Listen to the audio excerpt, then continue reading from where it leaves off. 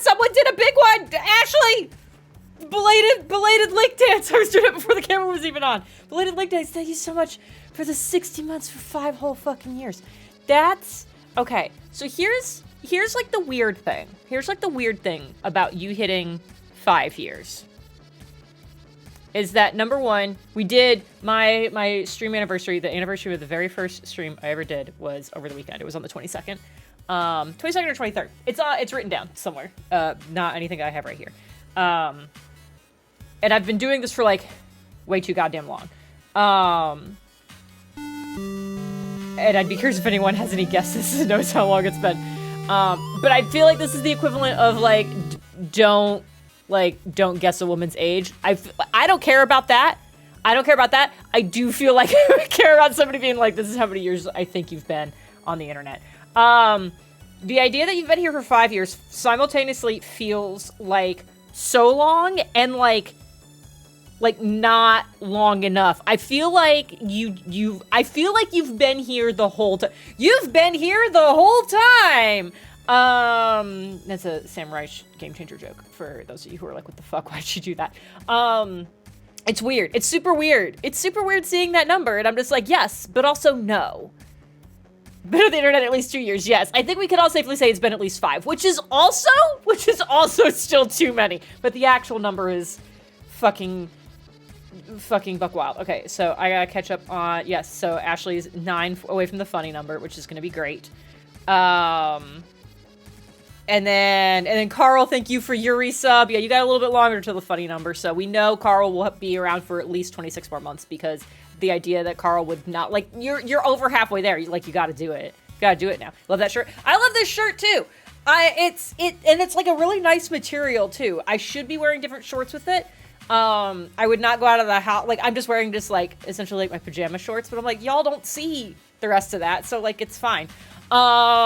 But yeah, it's also like, it's great for waving. I have to be very careful I don't get like super excited and throw my hands up because it is cropped. So like, this could become a very different Twitch channel very quickly. So not doing that. So long, but not long enough. Same, but yeah.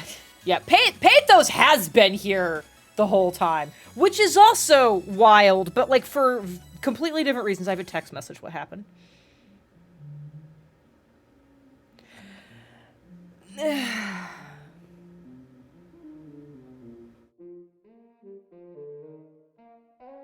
Okay.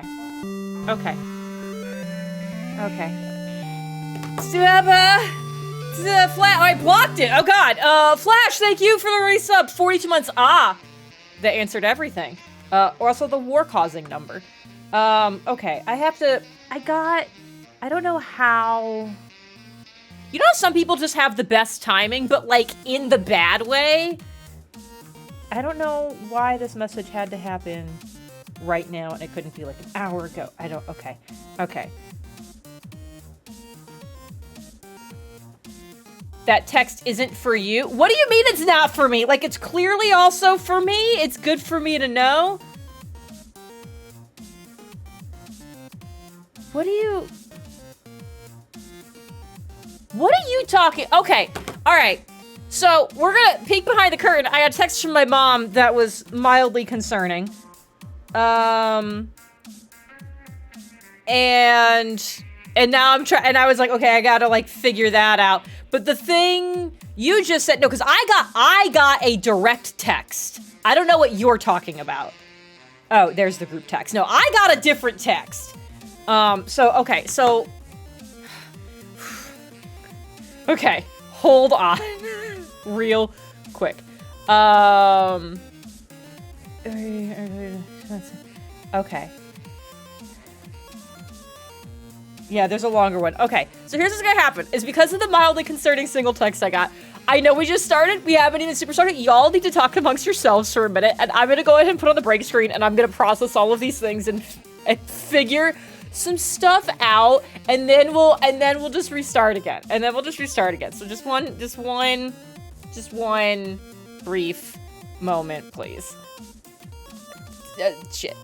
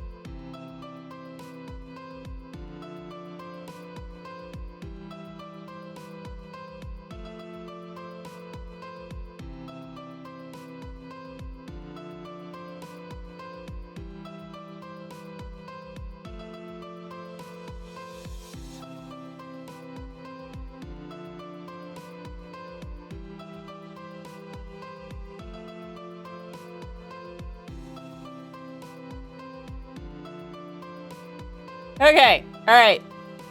We're back, it's fine. And if you're watching the archive version of this, you're like, what are you talking about? You're back. It's nothing happened. And it's because I will edit that out.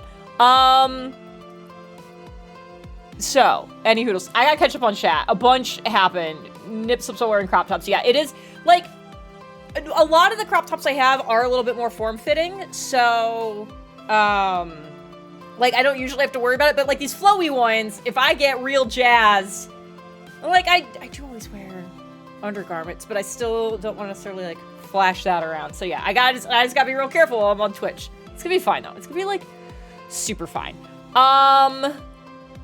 Okay. Anyways. Which dog is... Hi. Do you want to come here? No, you like your bed? Okay. We'll do a dog later. My secondary camera to do puppy cam is not currently set up. It is still down in the garage from doing dice stuff, so I can't puppy cam. But they're both up here.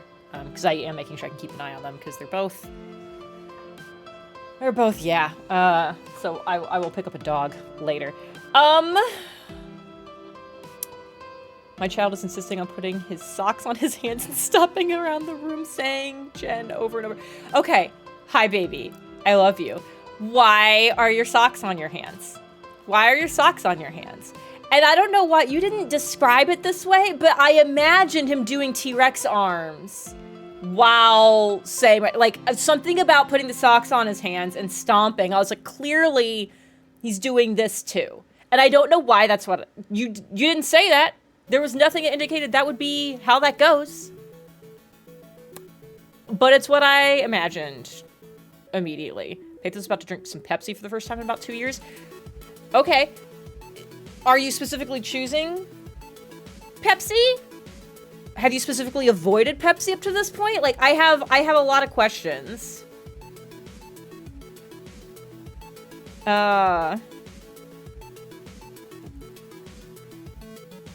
I don't think it'll be cheering that much. It is Persona 5. I mean, yes, but also we're in free time and we're gonna go hang out with Gwen a lot. So, so yeah, when James gets here, I don't know if I want to talk about it, guys. We did have Breach this weekend.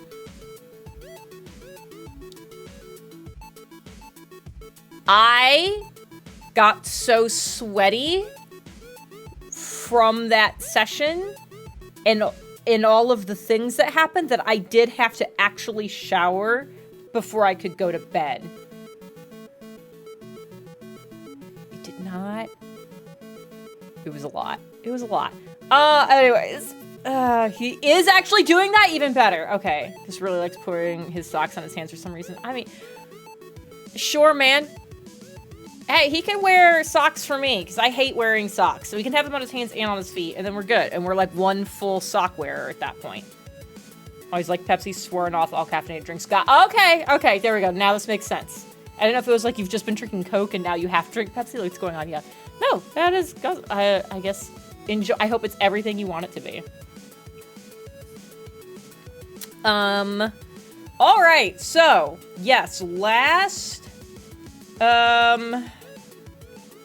stream of this, we didn't get to stream last week because dog shenanigans. And I feel like we talked a little bit on a dice stream of what had ended up happening, but I don't know how it goes in the afternoon and blah, blah, blah. So if we need to talk about what happened with Griff and where things are at now, we can do that, but I don't want to, like, drag everybody through that. I feel like, no, we're good. So I guess let me know. So we didn't do it last week, so we were still doing with that. And now we're good.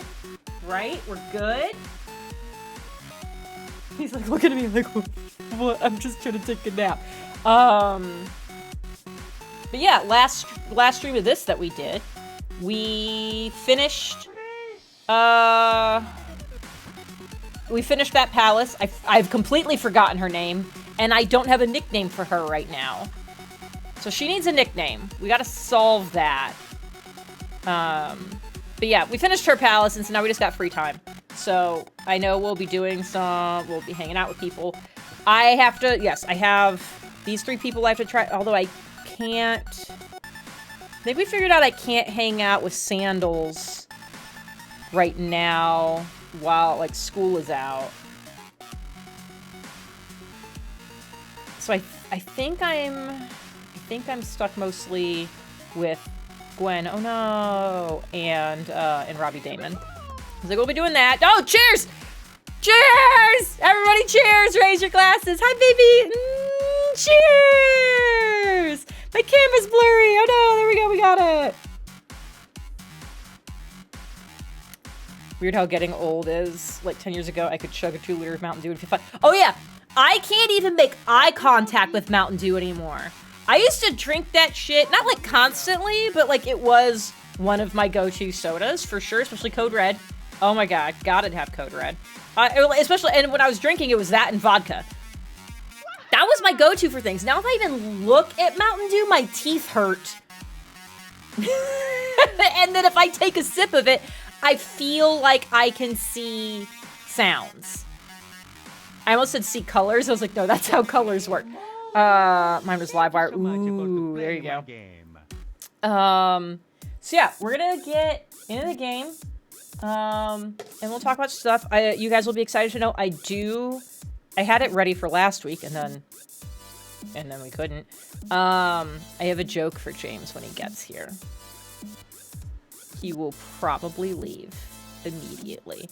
But I know he's got a full sticky note of stuff because he's got 2 weeks worth of things. I don't have 2 sticky notes worth of things because a solid week of my life was just like not sleeping and watching Griff to make sure he was good.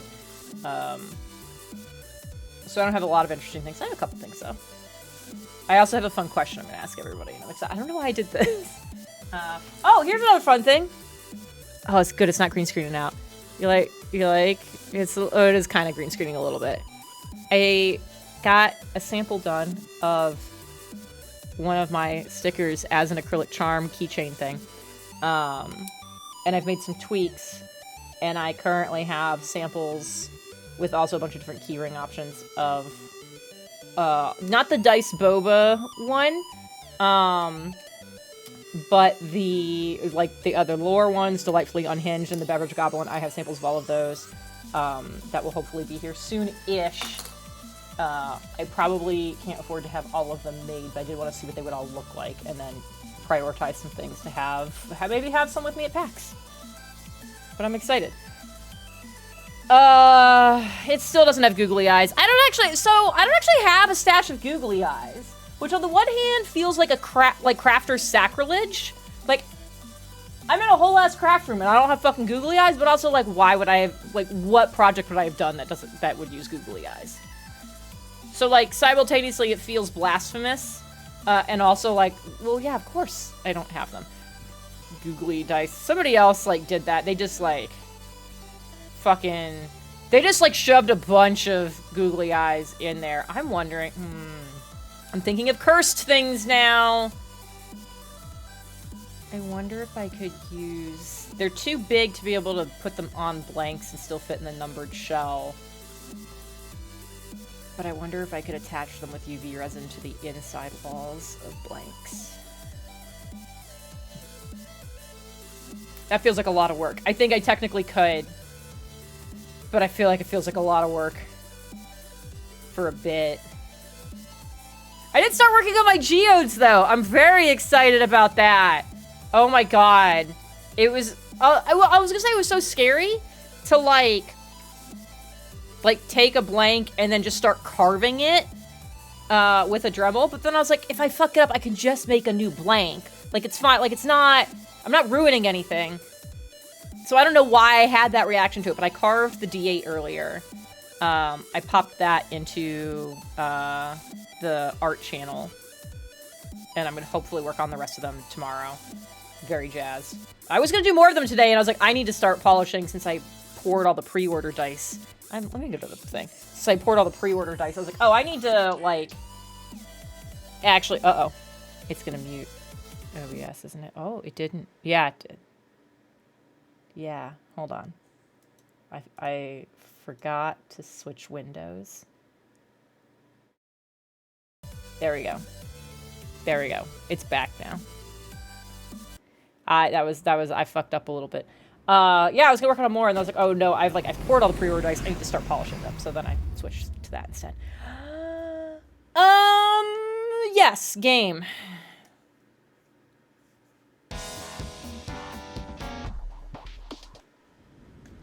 I'm also trying to keep an eye on Tucker. They both pups had some digestive distress for a little while. And so we were like feeding them special stuff, and they were like actually on something from the vet. And on the one hand, they haven't had poop problems for 48 hours now, which is good. The bad thing is that Tucker has not pooped at all.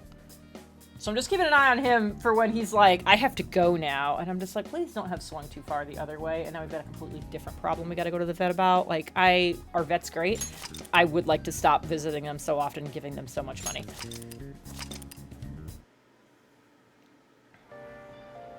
Okay.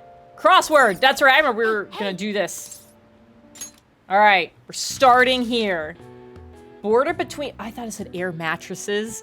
Oh! That was the other thing I needed to check. I didn't, and now we're live, so I can't. So we're gonna... Oh, I don't know what the fuck that means. Hold on. I'm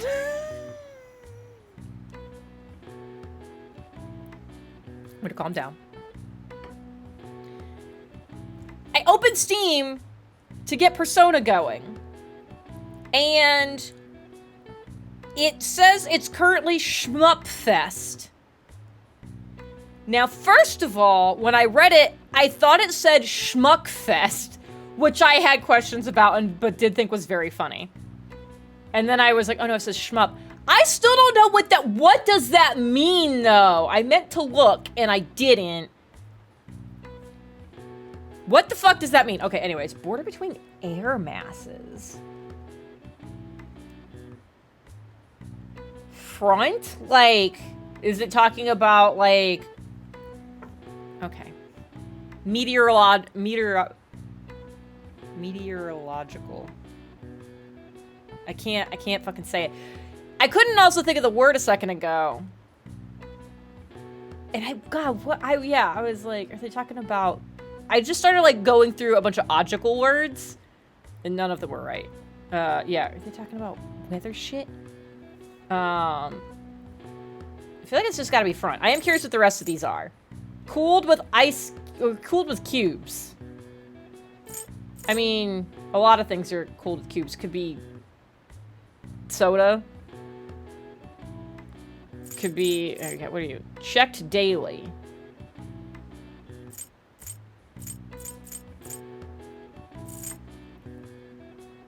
Weather?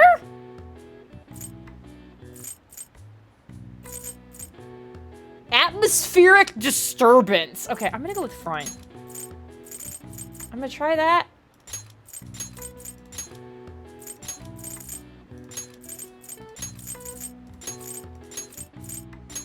Hey! Shoot 'em ups. Oh, got it. Thank you. My Pepsi is here. Oh my god, I'm so excited for you. I hope it's delicious. When warm and cold air of equal force collide and stall, the border is called a stationary front. When one lasts from spring to summer, it's called a seasonal rain front. This rainy season is called a word I'm not going to try to pronounce because I'm bad at that. Written with the Chinese characters for plum and rain, possibly due to how the rain constantly falls as the plums ripen. All there right. We go. I see. Yeah, fuck the rest of the words though. Nice. But I got smarter. How am I doing? Yeah, it's guts, charm, and kindness. That's what I need to work on. Okay. That's not how I play this game. Guts, charm, and kindness. And I have 18 till the cleanse. I have 18 fucking days. So. Are you gonna let me leave? Hey. You gonna let me? Okay. God, you're not gonna let me do fuck all. Can I? I could probably clean. Hey. Let's clean. Well then. I already forgot which things I said I needed to do up. I should write something. No, I don't need to write something. We've not been here very long. I want that.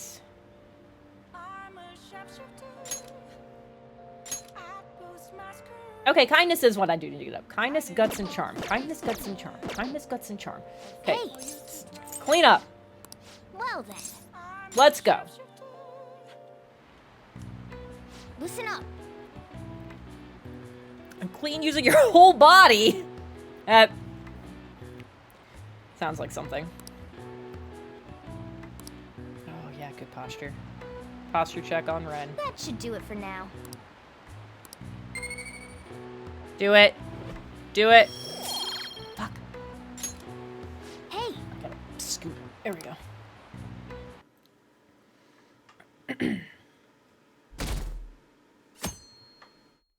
Shing. My phone's going pee-pee. Oh, you I need to hang out with. Yes. Yes, let's do some training today, because I do need to hang out with you. No, fucking... Okay, or not. Ooh, extra proud of today's curry. Hell yeah. Hey, hey. I don't know, I've got to go upstairs and to send a text message. I'll just enjoy the curry and then do it from here. What? Why? Why are we? But we just skipped our morning? What's happening? Oh God. No. No.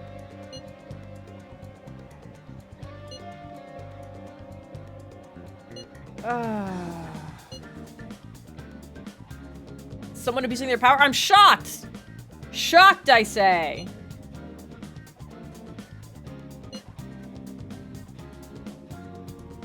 Oh, the higher up has been claiming his team's work as his own? Again, shocked, I say.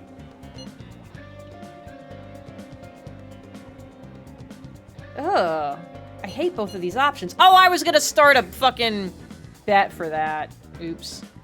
Too late now. No.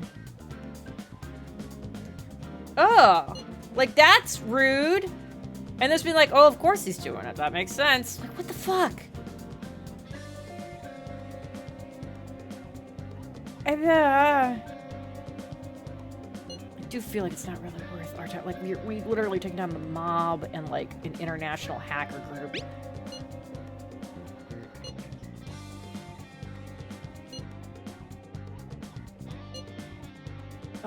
Oh yeah, the high school student, is gonna go into a bar at night. Yeah. Mm-hmm. Dear Lord. Oh my God, I have so many texts. All right, first of all, let's check my plant. Nice. Okay, great.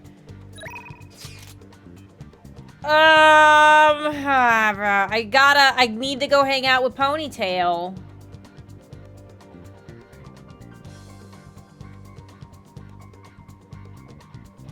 So, we're gonna do that. I'm gonna ignore the rest of you.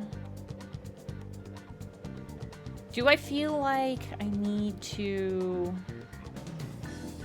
I need to go buy or rent any other games or movies. So yeah, we're just gonna hang out with Ponytail.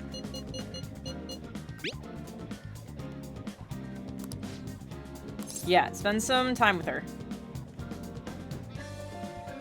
Because I need her, my cheat sheet says I need her at 5. Oh no! Don't make me play the batting game! I haven't done that in literally like a year! Oh no! Please just be where we're meeting. No, I did not expect to be meeting you here at all.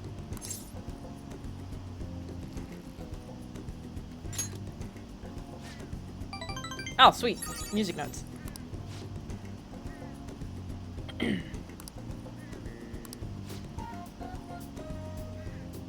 She just wanted to come here. All right, I mean, you could just say that.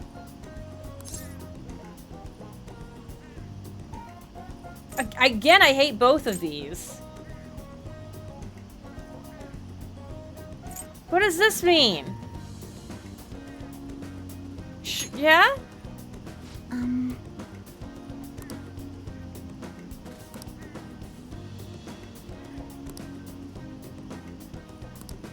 Sure, yeah! Yeah, it's a good idea. No. Yes. Yeah, maybe this is like her own little rage room. My turn.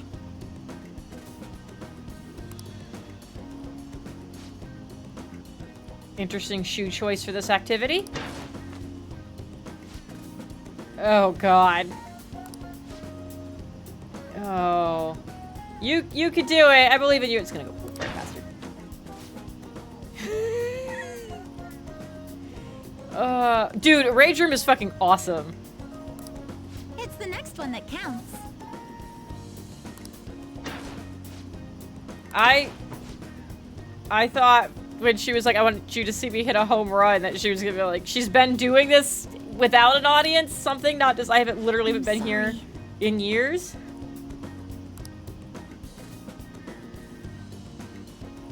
Oh, God.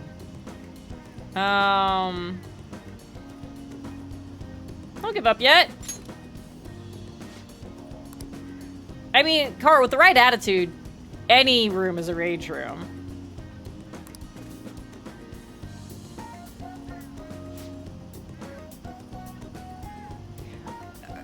Her eyes are closed. That's not helping.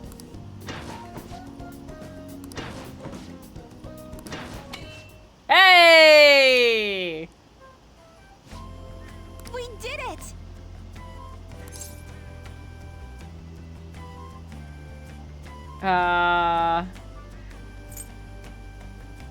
Yeah, how's that feel?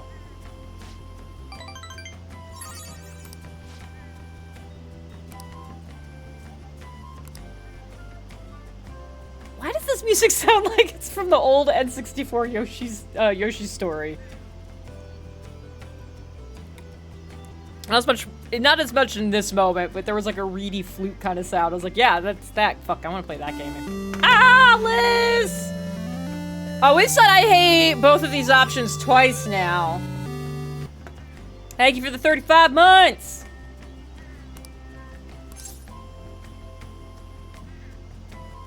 This feels very Yoshi.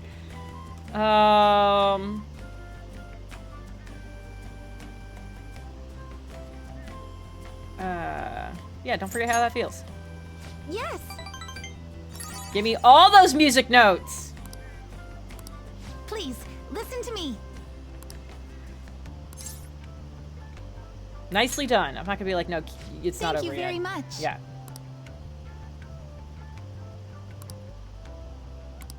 Ooh, who are intense trust in me. Alright, where are we at? I am thou, thou art I. Thou hast birthed a bond clad in the heart's strength. Did we not already have a thing with her? This union, born and embraced by will unyielding, shall become the balefire that lights thy path. Thou hast gained a glimpse of the faith's truth, granting thee further power to tread Oh, yeah, no, the this is abyss. different. This is different.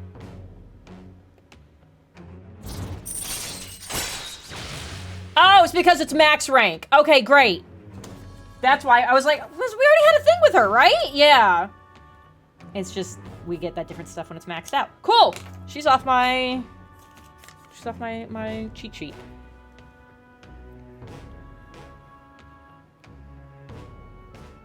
Carl, I said what I said. Any room can be a rage room. It's like how everything's edible once. All right. All right. Faith Confidant has increased to max rank. You'll now earn more XP. Okay, great. Oh no. Oh no. Don't make me do it. Don't make me do it. Okay, good. Good effort. Joe, no! That was not for you, sir. And just because it's edible, something can be edible, but not edible for all people. That's not what I meant. You know that's not what I meant. Don't make me come down there.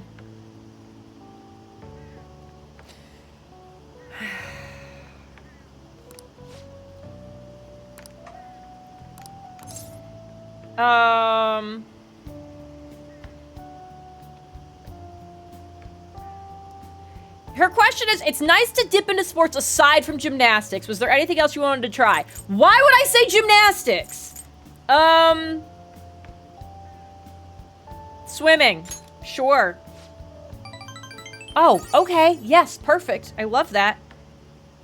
I don't know where those music notes go because I maxed her out. Exactly. No, Liz is correct. Listen, everything's edible once. You ate chocolate and you lived That's your once! Absolutely! I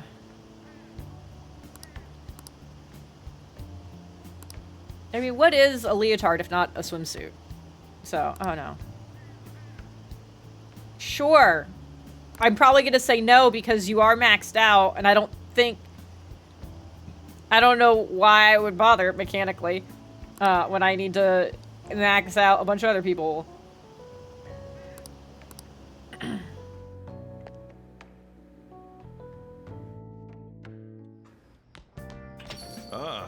You're back. Joe, if you cut off the first sentence, the rest of that post is Indeed. wild.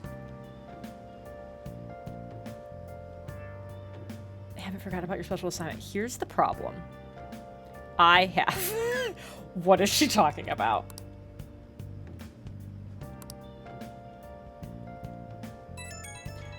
God. Yeah, it's been... We expected... He said it, like, the last time this happened was, like, 2 fucking weeks or something. We just have to wait.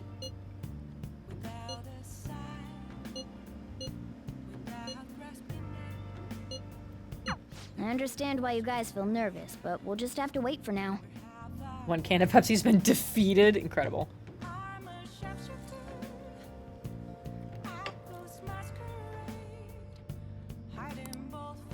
All right.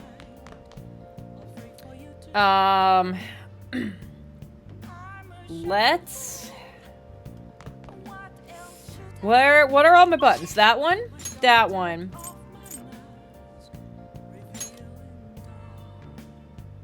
No. And that would... Okay. So, I don't care about either of you. That's Gunman? Okay. I don't think there's anything else I'm super worried about. It's not raining. I could go wash stuff. I could clean for more kindness. I can... Oh, wait, I have, like, my movies and video games and stuff. What'd I say? Kindness. Fucking Christ. I'm gonna remember at some point. Charm, kindness, and guts. Okay. Can I read? Just up here? Can I sit on the sofa and just read? Is that a thing I can do? All right, let's fuck around with this. Oh.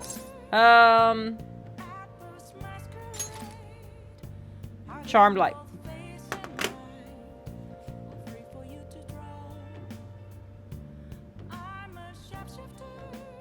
I just love Charm doesn't need to go up, right? Charm needs to go up.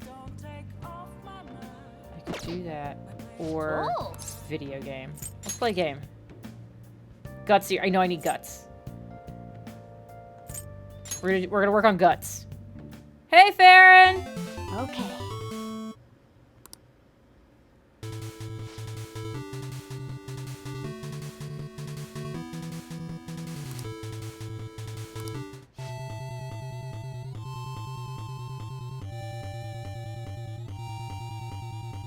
So anyway, even tea staining paper for D&D props? Fuck yeah.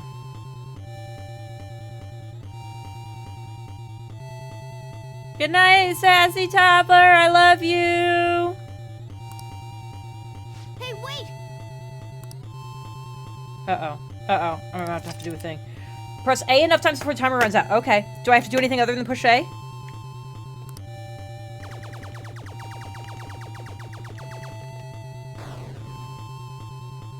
I didn't think it was going to start immediately, but I got it.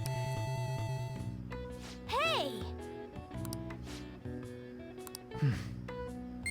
Yeah, double music notes. We'll get there. Yeah.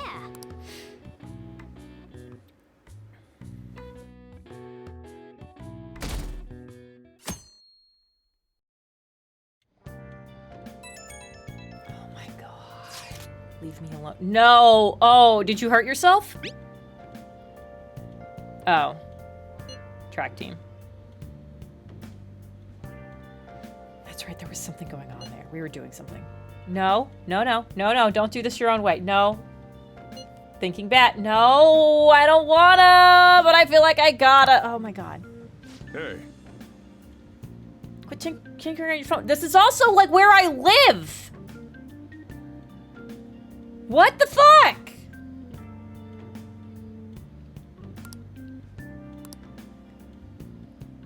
Hey,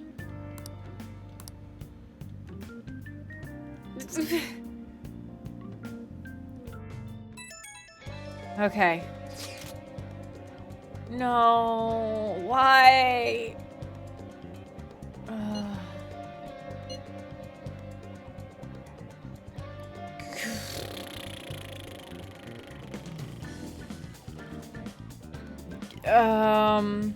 Good for them. Oh my god, Mishima, please. No, I don't want to know.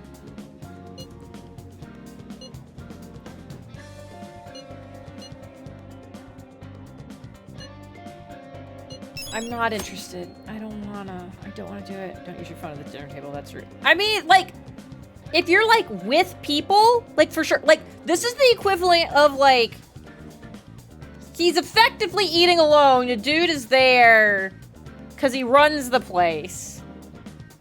If I'm eating alone at a table in a restaurant, even if I know the guy, if he's just standing nearby me, that doesn't mean I can't use my phone. If we're sitting down and eating together, absolutely. Absolutely. If you sit at a table with me. But it's just like, he's just there? No. I'm eating by myself. I can fuck around on my phone. hey, Alright, many messages. I'm gonna go hang out with Gwen.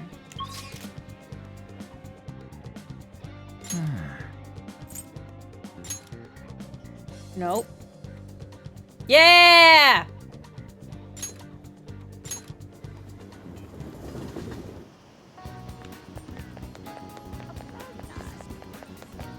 Hello!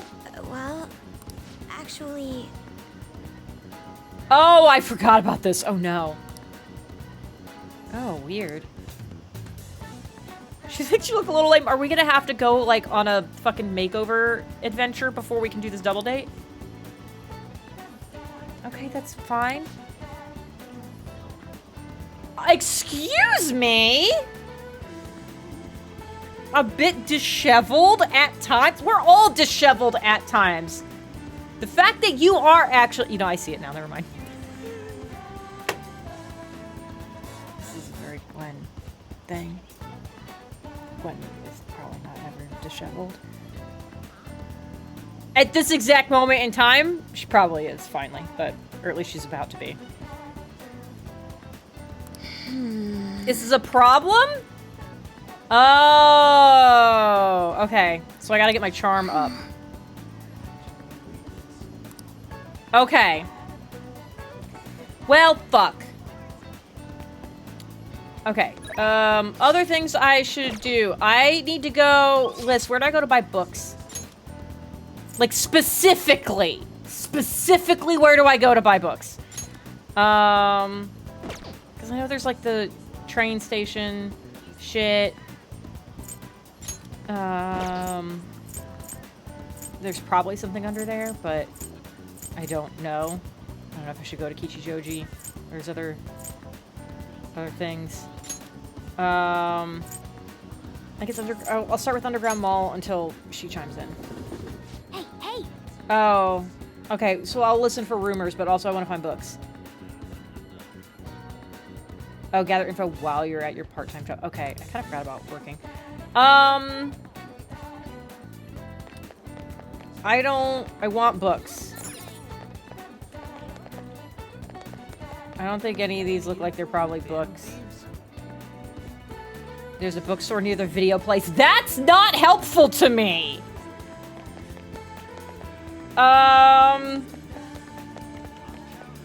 Okay, well, let's just see what's here while I'm right here. Welcome. They have the best deals.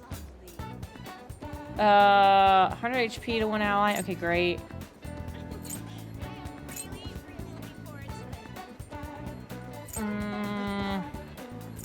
Ooh, a powerful rod. Oh, it's for fishing.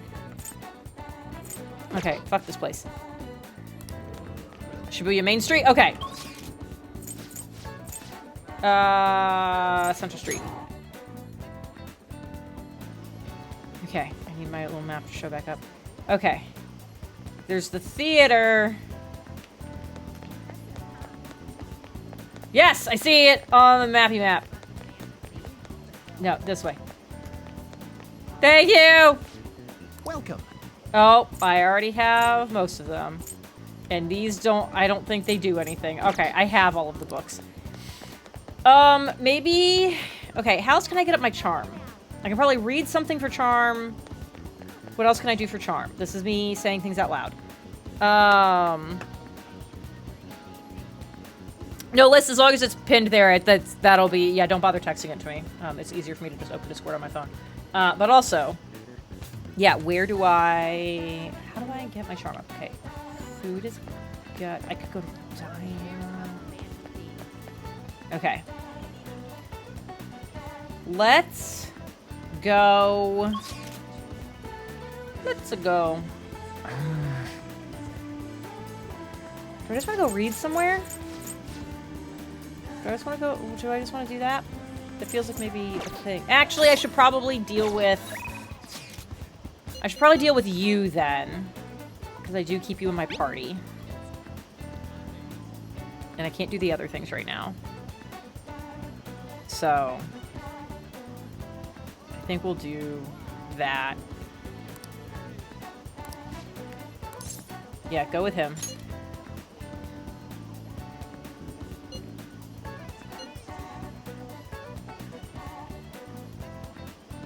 Okay.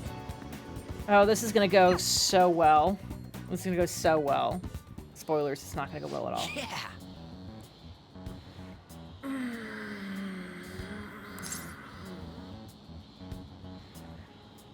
I kinda doubt they'll believe you. Oh, did we record it? I actually don't remember. Yeah, there we go. Oh, perfect. I don't know why I'm upset about that. That is actually one of the few smart things he's done. Yeah, of course I'm gonna stick around.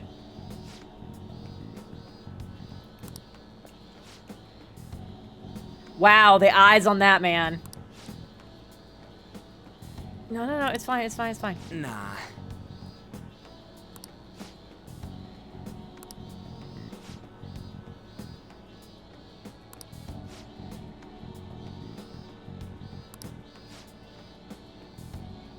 Oof. Big oof. Big oof. Look, comes from a time where, like, doing AI deepfakes of voices is not really super thing. I've never really noticed kanji. Fuck, Ryuji! Because who else have done that? The belt buckle on this? What?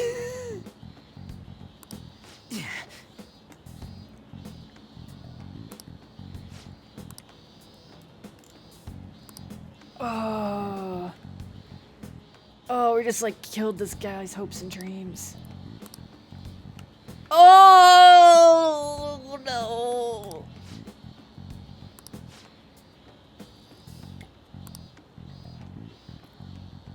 Okay, well, that's something your dad needs to unpack in therapy.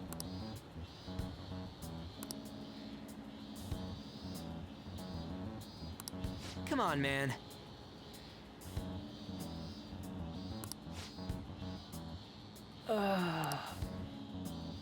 Oh yeah, I paused. He definitely couldn't know how anybody feels, for sure. Oh god, it's James here. Oh god. Oh, it's so dramatic. What's the other guy doing? James will get to you in a second. Oh fuck.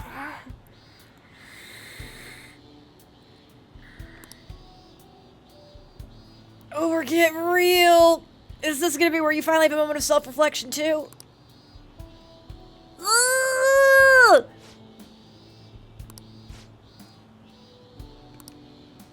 Hey.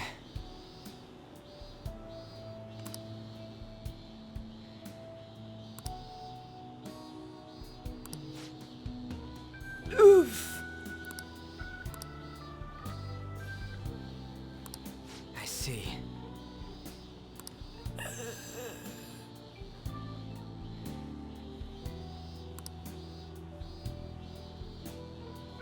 Woof. Woof. You're just dropping all kinds of truth bombs, Ryuji. God! Before I met this felon. I don't want to insult you guys or nothing. I mean, I just did a whole bunch, but passively and indirectly. Gee, okay, alright. Bring it in. Bring it in real quick, though. You don't need to do that.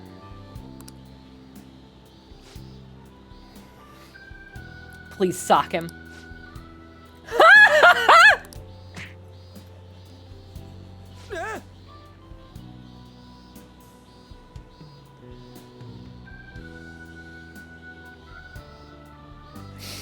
So good.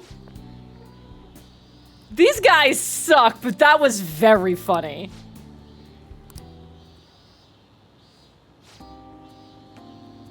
Dear Lord. These guys need a rage room.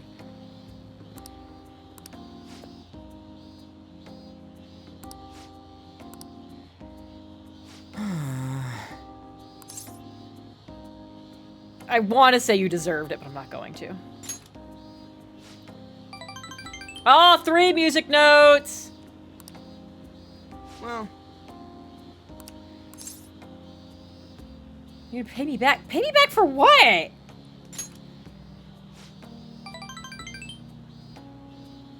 What was I supposed to do?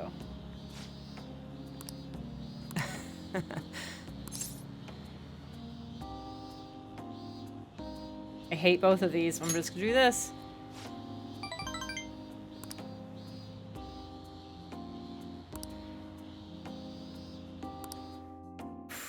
Alright, where are we at? Alright! Chance to withstand an otherwise fatal attack. Oh, that's good. Okay! I can get James in here now. Hello! Fuck! Hold on. Hold on. Alright, you should be good now. Vegetable magnifique! I kind of expected it because I did fuck up my audio earlier and I forgot to check the other channel for it. So anyways. That's okay. I already got my great vegetables in the chat. There you go. Anyways, hi James, how are you? You know, I am double boosted right now on COVID and flu shots, so I am feeling things. So yeah, that should be super fun. Good luck with that. Thank you. Oh, Jeff's making PowerPoints. Make sure you have flashy animations like fades and cut-ins. Please? Oh my god. Okay, actually I need to know who you're presenting to. Because if it's not the people that these people and it's like these people, and you know what I mean by that, you should do that. That would be so funny if you did like the clockwise fade, like sweeping transition, and then like it comes from the back and swirls up to the front and like does that, and you should do like the word art things. Please do clip this. Art, yes. You remember when word art was the bomb? Oh, like, yeah. I spent, you know what? I probably spent as much time curating word art as I do making like playlists on Spotify now, just like meticulously planning things out. And... I definitely think of my team, not the upper team. Oh my god, yes, your team would fucking think it's hilarious. You need to do that. Oh my god. Word art is still cool. Is word art even still in Word?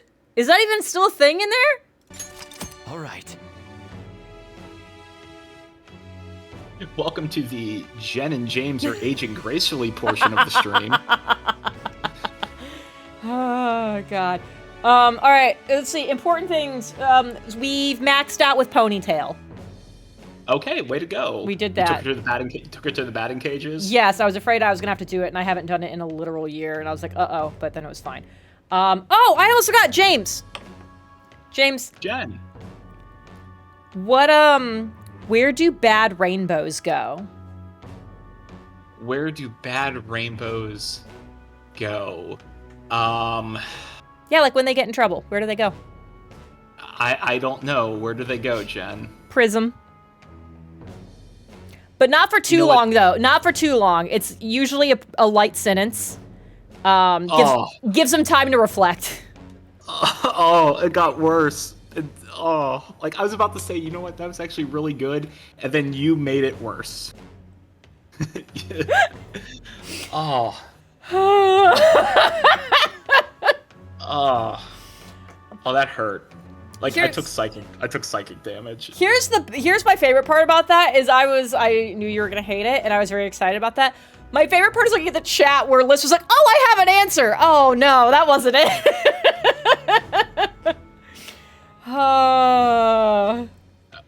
Would you mind sharing your screen? Oh, I knew there was a button I forgot to hit, and I was like, can't figure out what it is though, so we're just gonna move on. Yeah, Jeff, you chose your life. Mm-hmm. You and your wife. You chose both of the things that end in IFE. Oh my God, Liz, yours is so dark. That's terrible. Oh God.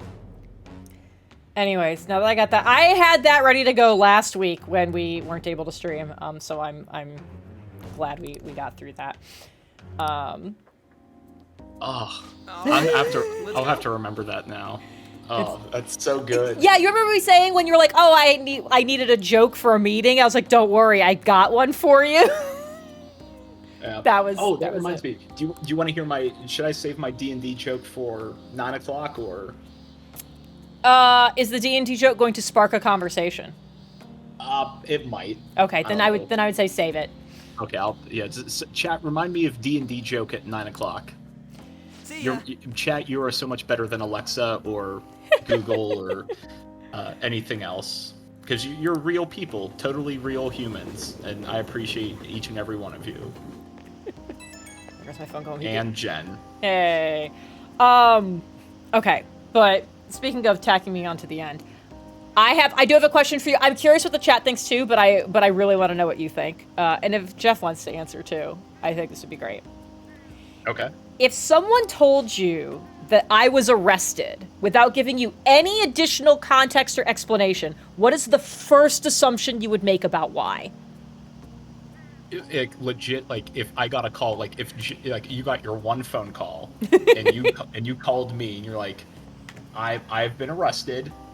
That's all I can tell you. Like, is that it, or is it like Jeff called me? It's like, hey, Jen got arrested.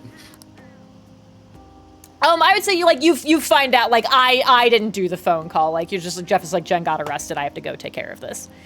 Okay, if that is the case, then I don't think it was anything that you actually did, like anything serious like murder. Because I think if it were extremely serious, I would have either heard about it immediately from Jeff, or I may have been like one of the first few phone calls after it happened. So I'm assuming maybe like misdemeanor, like public intoxication or something along those lines. I like how you put a lot of thought into this and like logic your way through. Like, well, if I got the phone call directly from Jen or from somebody else, and you went with that, I do love that the immediate, like at the same time answer from Jeff and Ashley were both murder.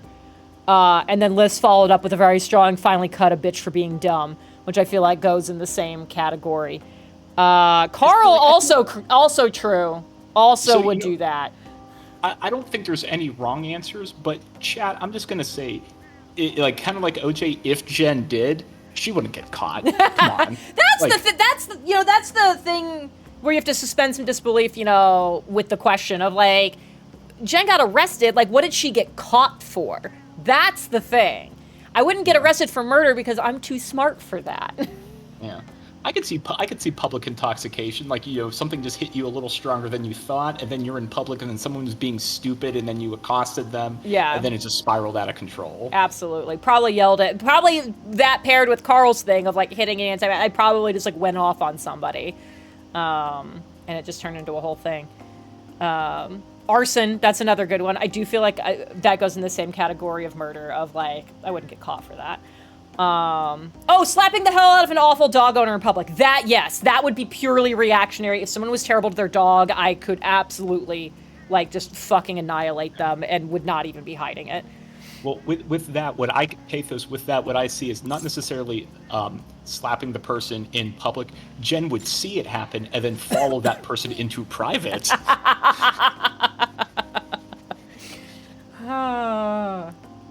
It becomes assault and battery. Yeah.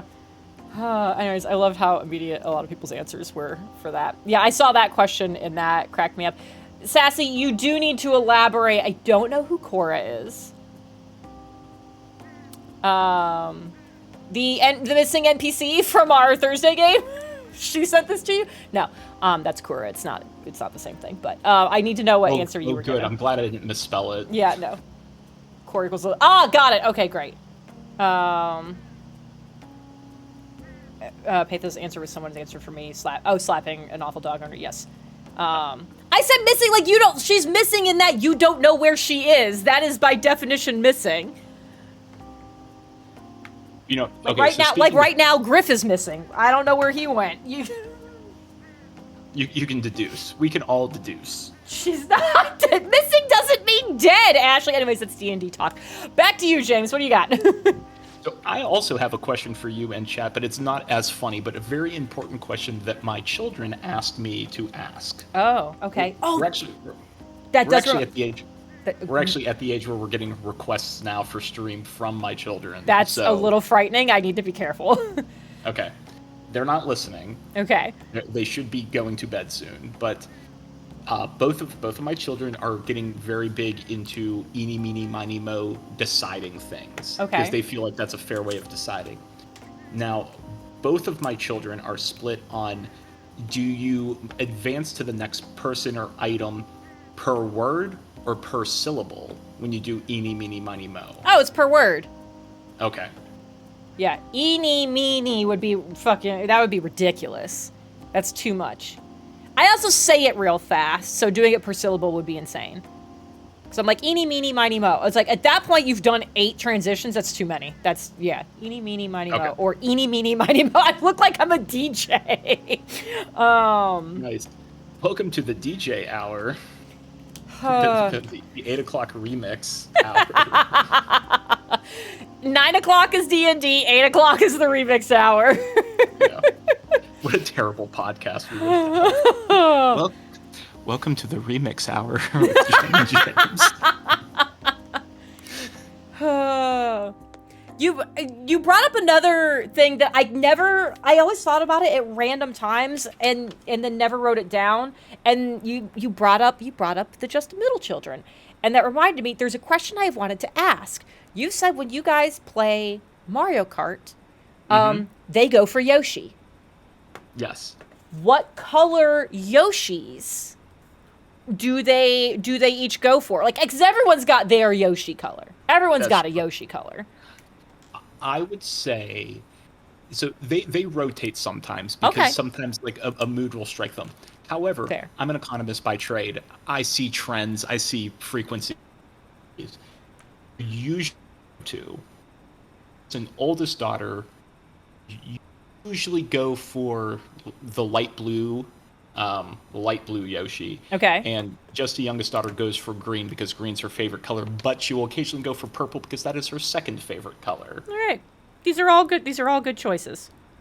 And yeah, definitely, I feel like Yoshi's can be a little bit like mood ringy, where it's like, what am I feeling? Like, I have a couple colors I rotate between, so I get that. All right. Good to know. I'm more of a shy guy myself. Oh, okay. All right. Yeah. There's a joke in there, but I can't find it. Here it is. Okay. What I've learned playing Shy Guy, because I made the mistake of letting my girls pick the color for me. White Shy Guy looks like he's part of a hate group. Yeah, I was gonna say that. I feel like that shouldn't be an option. Farron's playing Mario Kart right now. Who are you playing as? Tell us now. Go.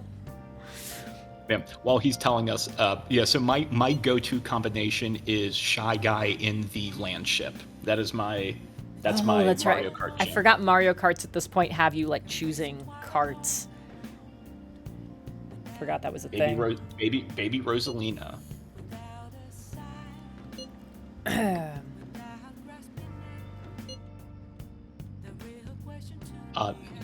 Just a middle wifer, Jamf. is she's a big fan of Rosalina because I think like similar like hairstyle, color, and she's also like queen of the universe. So just Perfect. It tracks. Yeah, Absolutely tracks. it tracks. No lies detected. I know you have like a bajillion things on a sticky note. I do have a bajillion things. While I'm going through free time, yeah, because I think I only have one non D&D thing on my list left. So, so if you want to start getting through some of your things, Well, well, I'll give you the choice, Jen. I have a lot of video game related stuff because there was a Nintendo Direct and a PlayStation, whatever they call their PlayStation Direct. So I have a lot of that, but I also have something really gross on my sticky notes. So would you like to go for gaming or for something really gross? I feel like we should start with the gross thing so we have the palate cleanser of all the gaming afterwards. Okay. So Jamf and I were at a birthday party about 2 weeks ago, and it was Jamf's maid of honor, her best friend. Who's she's a doctor nurse. She's a PhD and a nurse, so we call her Doctor Nurse, insert name here. Incredible. And yeah, it's a very long title. But I'm gonna go see a movie with Matt Mercer. Nice. He's gonna do all the parts. Of course, it's Les Miserables. Oh my god. So anyway, a lot of her friends are medical professionals as well, and at some point in the evening, someone brought up. I don't know how they got onto this, but I walked into the conversation, mid-conversation. They were talking about fecal transplants. I was about to say what? And then I realized I remember hearing about this at one point because I had the same reaction of what the fuck. And then I remember it being a thing about like, if somebody has had like all of their good bacteria destroyed in their system, that's like like it's like the equivalent of a blood transfusion for like doing what you would normally get from like probiotics and whatever, but you can't wait for probiotics to kick in. I remember this. Yeah, it was all about, and like this one nurse was very, very passionate about it. Okay, almost that's like weird. Almost like she was part of the Ponzi scheme that is the fecal transplant market. But for a high level view for everyone in chat, it's basically like cultivating your gut biome to make sure that you have the correct bacteria in there to help with digestion. And there's a lot of legit research to show the connections of your body health to your gut health, and your cognition, your ability to just regulate a lot of things. So naturally, because we live in America, there's a market where there are companies that will look for high quality fecal matter from usually people between the ages of 18 and 30 who are athletes and they're in good health. So apparently there's a market for the quality of your poo that 18 to 30-year-old poo that's an athletic is prime. I got some quality shit for you right here. Yeah, this is some good shit, man. Black market shit is... Yeah. And then it turned into a rabbit hole of like people looking up like different websites of companies that offer these. And like, of course, the natural question is like, is it a suppository? Is it a pill that it like that makes it through your stomach and then dissolves in your intestine? Apparently, most of these companies, it's like a colonoscopy, but instead of a scope, it's like a little like spritz sprayer at the end. Yeah, yeah. Oh god. Yeah. Yeah, it's a lot. It's a lot, and you should go hang out with On. Oh yeah, no, I already said yes to it.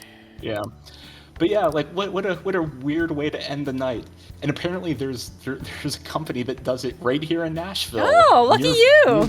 Yeah, near Vanderbilt, so you know it's Vanderbilt Health, so it's expensive.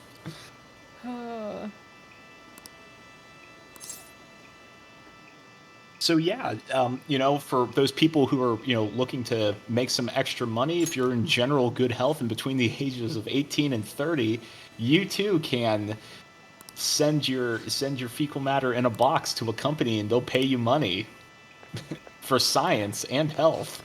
Are you just gonna ask somebody how to pray? Oh, this is gonna be even worse than it was already gonna be. Is that so? Ay. A reverse enema. Oh my god. Is it a reverse enema? I think it is. I think it's just I think it's more controlled. I'm spending too much brain power on this. I refuse. Yeah.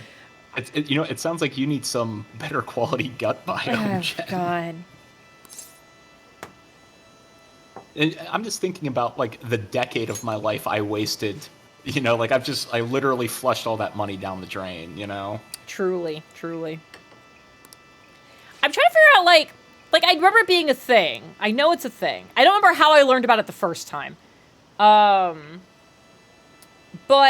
it's also one of those things where I'm like, okay, it is a thing. I understand medical professionals know all kinds of... Like, the fact that she was like, this came up at a party, or at a social gathering, and that also there was an animated discussion about it. Like, there's layers to this where it's like, yeah, this thing exists, but you were, like, into it in a social situation where that's, like, not a normal conversation. What happened to get to that point? I have no idea. Like, I don't know if like she actually works at that company, because a lot of these people were nurses and or doctors, and like maybe like she moonlights at the poo factory, and like just trying to get some. Like maybe she thought we were quality people, quality people with quality byproducts. Oh, she's just telling us how to pray. There's a lot of instructions on how to pray properly. This feels flirty. This feels mean. What? Clearly, Jen has never been to Catholic school before. Oh no! Here's the thing. Here's the thing. Is I try very hard to forget the first 16 years of life of being raised like that. But the fact, like this, like that was that's a whole fucking performance and a half, and I'm not even gonna touch any of that right now. But it was still like that was a process drawn out over way too long. This read to me like, hey, in the next like 30 seconds, you're doing the fucking hokey pokey. And you know what? They're just very efficient with their religious outings. Yeah, I probably wouldn't have been as upset about going to church and Sunday school every week for eternity if it did take the 2 minutes, if it was as efficient as this sounds like it is. Like, you know what? It was always good when we had a priest who was a really big football fan, because those Sunday sermons went by real fast. They're like, yeah, and then God came down and he said to us, you should really pray to the saints for guidance, and the bishops and the cardinals and the saints and the cardinals. Hey, you know what, everyone? Let's get out of here. Amen. Ooh, sassy. Oh, I'm sorry. Oh, are you having this semi-regular discussion because you have a little one, or is this an in general thing? That feels like an important distinction. Yeah, I'm not gonna touch it. I'm not gonna get into it. I need to. You actually, you and I just need to talk later, Sassy. We also need to talk later because of the fucking text messages I got from Mom at the beginning. But anyways, it's fine. Everything's fine. Everything's super fine. Jen, what was the TikTok that you sent me that if you put Kyrie eleison in Google Translate, it comes out to like, hey, dude, just chill? Yeah, pretty much. Just like, I think it's like, sir, chill out or something like that. Sir, I need you to be chill. Oh, yeah. That's awesome. Right. Yeah, that's the doctor that came and intervened when fucking Futaba like passed the fuck out in an alley. Like, you literally saw her 2 days ago. Well, the game can't know. I mean, the game could know that, but it can't know that. I guess that's true. This is probably scripted and could have happened at any point. Like, I don't necessarily have to have finished that thing yet. On the one hand, I get that. On the other hand, if fucking Breath of the Wild or in Tears of... Like, if all these other games can have, like... Oh my god, what's the word I'm looking for? Like, alternate dialogue dependent on a situation. I was like, oh, this thing will trigger if this flag has been raised. I feel like this game isn't that old. They could have easily done that. They could have easily accounted for that shit. Mm-hmm. Anyways, it's fine. What does her shirt actually say? What is the middle letter that's obscured by the fucking sunglasses? These sunglasses are huge. Big sunglasses for a small face. Pathos says sequence breaking wasn't invented until 2018. That's Truth, not because even a it's on the sequence internet. break. It's not even a sequence break. Also, when did this game come out? Persona 5 original came out in 2017. Okay. But still, it's not a sequence break. It's just the game was like, you have this entire range to do this in. I mean, I know people speed run this game by just not agreeing to the terms and conditions, and then immediately goes back to the title screen. So it's really. For a brief moment, you had me. I was like, what happens? Like, what does that do? No, okay. I do remember, I think, doing that at the beginning, yeah. Yeah, you did. You speed ran the game in less than an hour. Perfect. I had thought and I lost it. Fuck. What was it? It was related. You were gonna look up sequence breaking? No, I know it's Tears of the Kingdom something. No. I don't remember. It was probably not important. It's fine. Everything's fine. Yep. I'm telling you, better gut biome, Jen. Better memory. I see. We're just telling On that we asked this doctor for drugs to help us study. That's not good.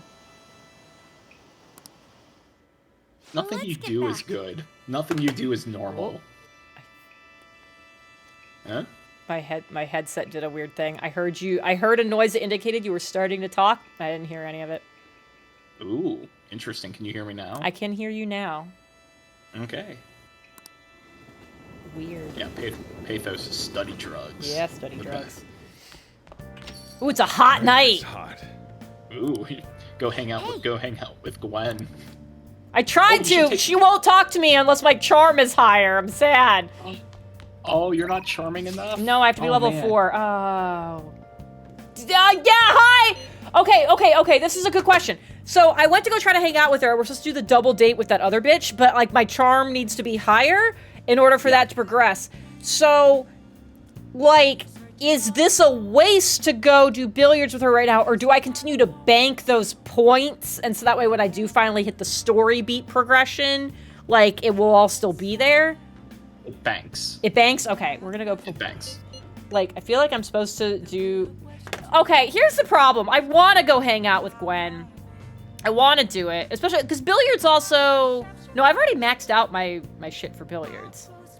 No, that's darts. Wait, what happens with billiards? What does billiards do? Billiards makes your technical attacks hit harder. Okay. Alright. So, like, I would say, like, it's helpful, but not as helpful as darts. Okay. But if you do billiards, most of the team will show up, so you will get some music notes with everyone. Okay, I might need to do that, because, yeah, the last thing I remember is that I think I've actually maxed out darts with everybody. Okay. Already, somehow, Yeah, which felt wrong.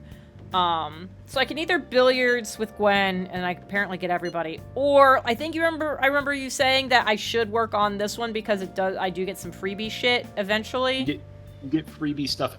See, this is the tricky thing. You also want to play with Eden Regal, because being able to swap your people in and out of combat is very useful. Okay. It only gets better. Oh, that's what I was gonna say, is like, I already have that ability, so like, if I keep playing with her, do I get... That was a weird sentence. Do I get... Go on. If I keep playing with her, does it improve my skill? Yeah, practice makes perfect, Jen. And everyone will be happy and pleased. I just inhaled my own spit. Okay.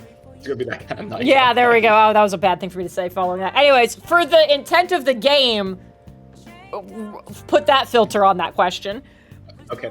The advantage that you can get later on is that when you swap people out, they can regenerate health when they're sidelined, and then eventually you can swap people out on their own turn. You don't have to wait for them to come to you. So, like, if you're on Ryuji and Ryuji is like on like death's door and has no soda pop left, on his turn you can swap him out for someone else. Oh, because right now I can just do it on my turn. Correct. Okay, got it. I would say they're all good. It really, Jen, this really comes down to you. There are no wrong choices. It's just what you personally prefer as a player, because each of these are a good choice. What do I get as I level up housekeeping? Housekeeping, she can do more chores for you. So like if she can like cook and make coffee for you, and then you can still have your evening, so you can still be steadily bringing in resources. And then her level 10 is something that will make the evenings a lot easier. Okay. All right. God, I want to hang out with Gwen just on principle, but I feel like it needs to be one of you two. All right. So here's the other thing. You can do billiards any evening. Yeah. I just know that there is also a bonus if I do it when somebody invites me. That's true. I remember reading that's the point. But I will go do, I think being able to switch people out on their turns is going to be most helpful to my panic playing. Go right away! Yeah. Who wouldn't like to go to a church on a hot night to play chess with Eden Regal?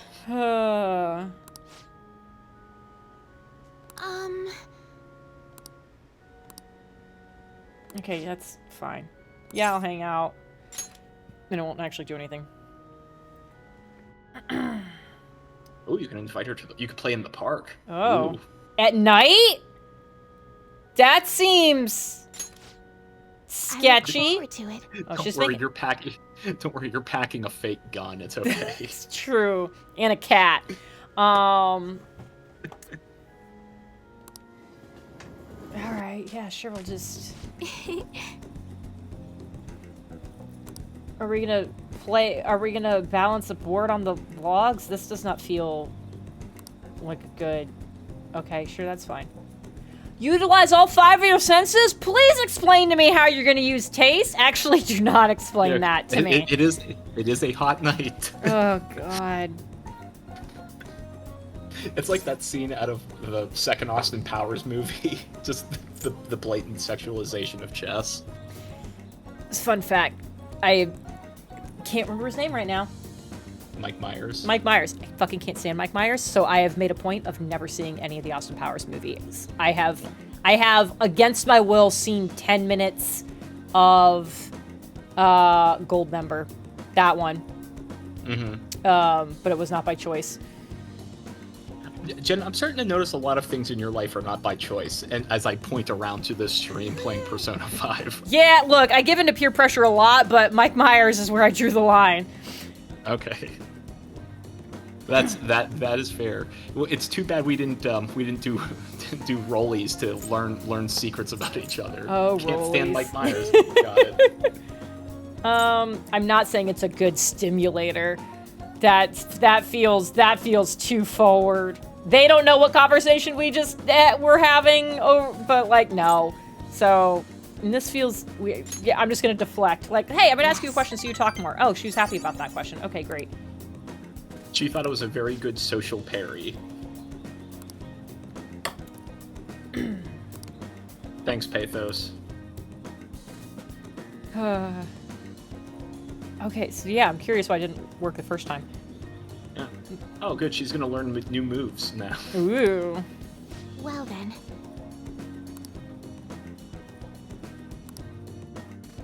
Okay, let's end here for today. Okay, we're gonna stop for now. Take a break. Yeah. There's a period you gotta just recover and. Sassy, I was not prepared to read that sentence. Huh. Those are words put together into a sentence. I have a lot of questions. Mostly, at what point did a person notice they were missing that? And then did they go back to look for it, or just go, nope, I can't figure, I can't. It's contaminated. Oh, like for sure. Like you're not gonna go get it off. If you're not gonna go pick it up from the road and try to wash good it. Change. Good change Yeah, there. I don't know what you're talking about. Yeah, no, I totally didn't notice what you were about to Nope. in the process of saying. Absolutely not. I don't think it works that way either, but okay. No! Every day with this guy! Oh, no. Oh, okay, see, now I care. That's terrible. Maybe? You think? That's unforgivable. It wasn't me. What? Oh, my God. All right, Morgana, we're gonna need you to go into deep cover. Oh okay? shit. Well then. Oh, sorry. I need to look at the shopping thing. God, I have a lot of things that are building up in mementos. All right. We're gonna do the TV first. Pathos, are you talking about the guy who used a toy to know what his next move should be, like optimal move? What?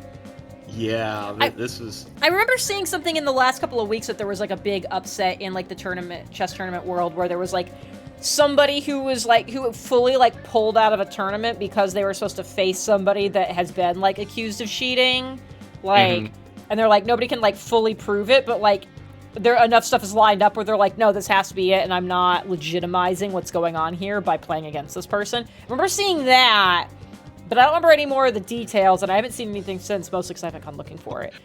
Well, this is an excellent segue from fecal transplants because this guy who was cheating had a little device that would vibrate to not Morse code, but like would count numbers to like identify like what is the optimal move. Okay. And I'll give you two guesses where he kept said device. No, I mean, based on the transition you just made, Yeah. well, I don't need two guesses. Yeah. Okay. Oh, there's a Phantom Thief set. Uh-oh. Oh, a bunch of lockpicks. Okay, I don't necessarily need any of that stuff. Okay, that's fine. I don't know what the vacuum cutter and the psi wheel do. It does wind. It does wind damage to everything. Nuke Cracker does nuclear damage to everything. I probably so basically, I probably want to get those. I'm gonna guess. Yeah. Gotta save your soda pops for. Hey. Give me the heroic. Yeah, because it was like, yeah, just like it was like, yeah, lockpicks and smoke screens. Yeah, like that's fine. I could. Yeah, no, fuck that. Don't point it at people! God. Hopefully you're getting a cut of all this Phantom Thief merchandise. Right? Well then. I'm gonna save. I have not done that yet today. You know, Flash, you surprisingly bring up a good point, because I know that was not the intent of that, but you would think, like, at that point, if you're going to go through such great lengths to cheat, don't you think you could just, like, practice a little bit more at chess, you know? So I'm trying to figure out, like, how was it, like, was there somebody else, like, elsewhere, like, watching the game? Like, was there some kind of system where there was, like, a computer AI being like, this is the optimal move, and, like, sending that to his butt? Yeah, that's exactly right. So basically, you had a buddy of his watching the game, because a lot of these games are televised, or you could watch them on the internet, or you can actually be and witness the game. And they had their laptop out that has like chess algorithms on it, where it will, like with different probabilities, say like what is the optimal move given the board and like whose turn it is.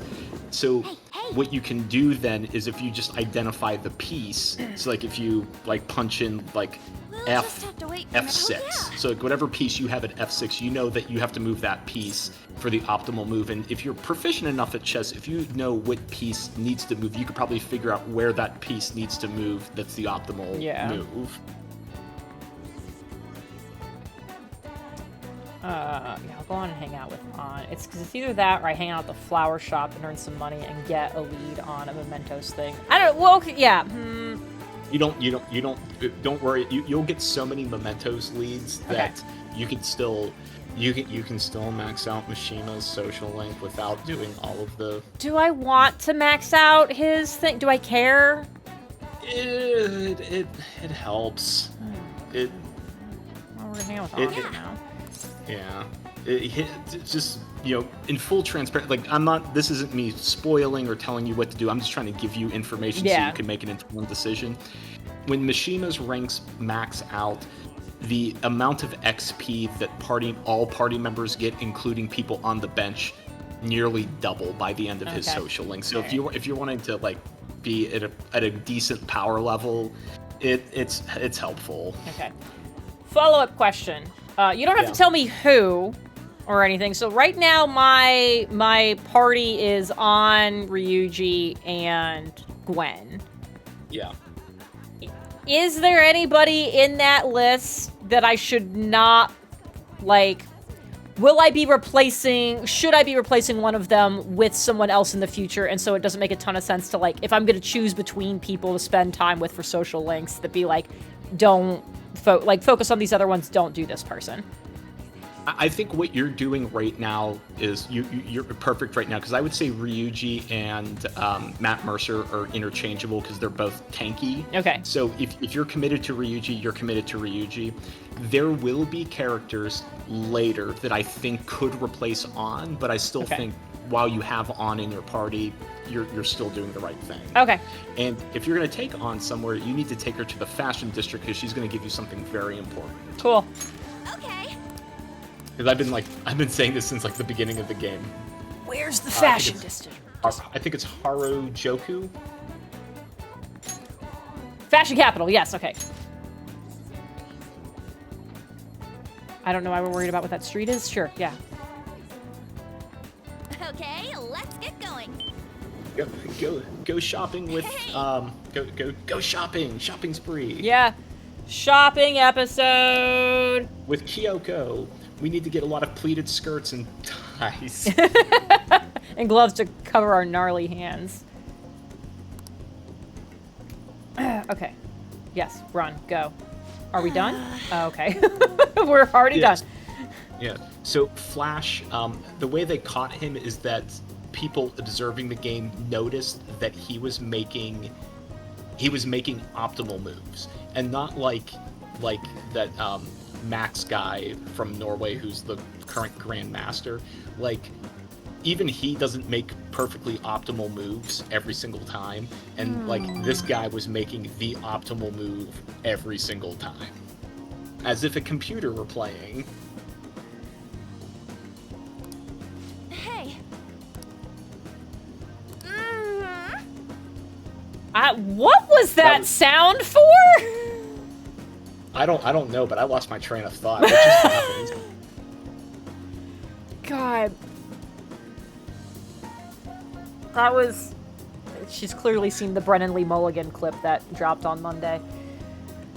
Hey, it's not 9 o'clock yet. No, it wasn't a D&D thing. Oh. Oh, James, have you not? Okay. I don't listen to rap, Jen. So one of the other Dropout shows is something called, at this point there's something called Make Some Noise, which is essentially their version of Whose Line Is It Anyway? That was a spin-off from Game Changer. So now they do Make Some Noise, and an episode dropped on Monday that was Brennan, his wife Izzy, and then Eric Ishii, who's like a very good friend of theirs. And the clip is Brennan was given the prompt a Dom DM. Okay. The internet is not okay. The internet is not okay. Women are not okay. Straight men are not okay. People are questioning. It was. Here's what we're gonna do. Is I'm gonna send you the clip. And you need to experience this. Okay. I died, and at the beginning of the clip, and then the clip continued, and I died in a completely different way. But okay. So I think Sassy shared the link. Okay, so you want me to do this live? Yes, please do it. Sassy, did you do the short one or the long one? I hope it's just the short one. Oh, Alright, let's see. Okay, pulling it up.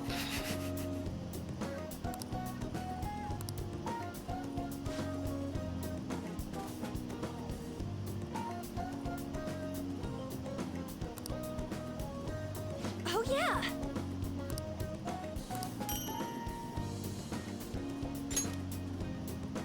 Oh.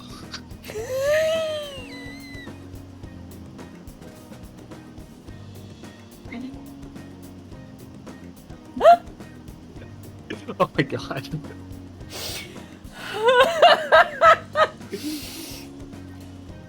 That was a great reaction.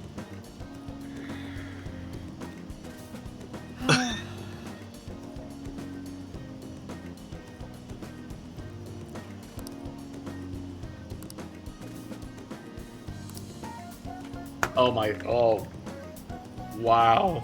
Okay. So yeah, so that's what I was talking about. Oh my. Yeah, like the people who wrote the prompts and decided who was gonna get which one, like absolutely knew what they were doing. But yeah, that broke the internet. Oh, like, and that's coming off of that. I know it's not 9 o'clock yet. That's coming off of the latest Critical Role where everything is just. Yeah.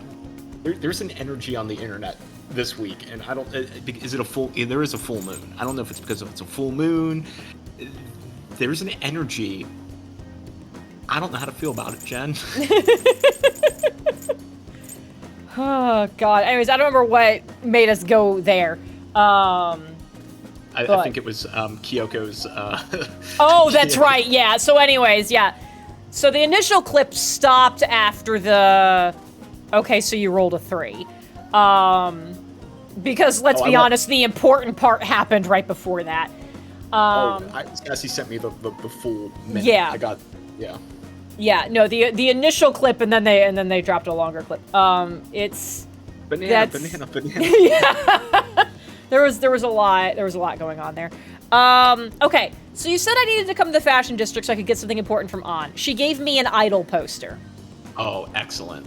I'll tell you what to do with that later. Okay, I was like, is that actually a thing? All right. And now it's saying I need to give her something. That is what I wanted you to get. Okay. It's saying I need to give her something girly, but like, I have my list of gifts written down, and this is towards the top, so this should be my maximum thing. So I'm gonna just do that. Thanks! Yeah, give me those music notes. Nice. You really captured her heart. Let's get back. Anyways, that clip hit the internet on Monday, and my entire Twitter feed was people going, "Excuse me." All right. Before you go out, I would like you to go to your room. Oh, this fucker. All right. Yeah, I mean that's a free level up every Sunday evening. Yeah.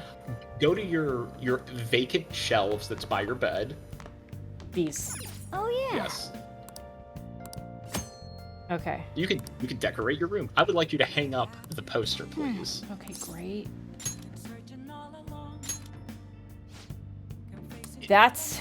It's Risei. Best girl. Oh. You now have a poster of Best Girl in your room. Call it a game. We've done it. We've beat the game. It was 110 hours to Risei. We did it.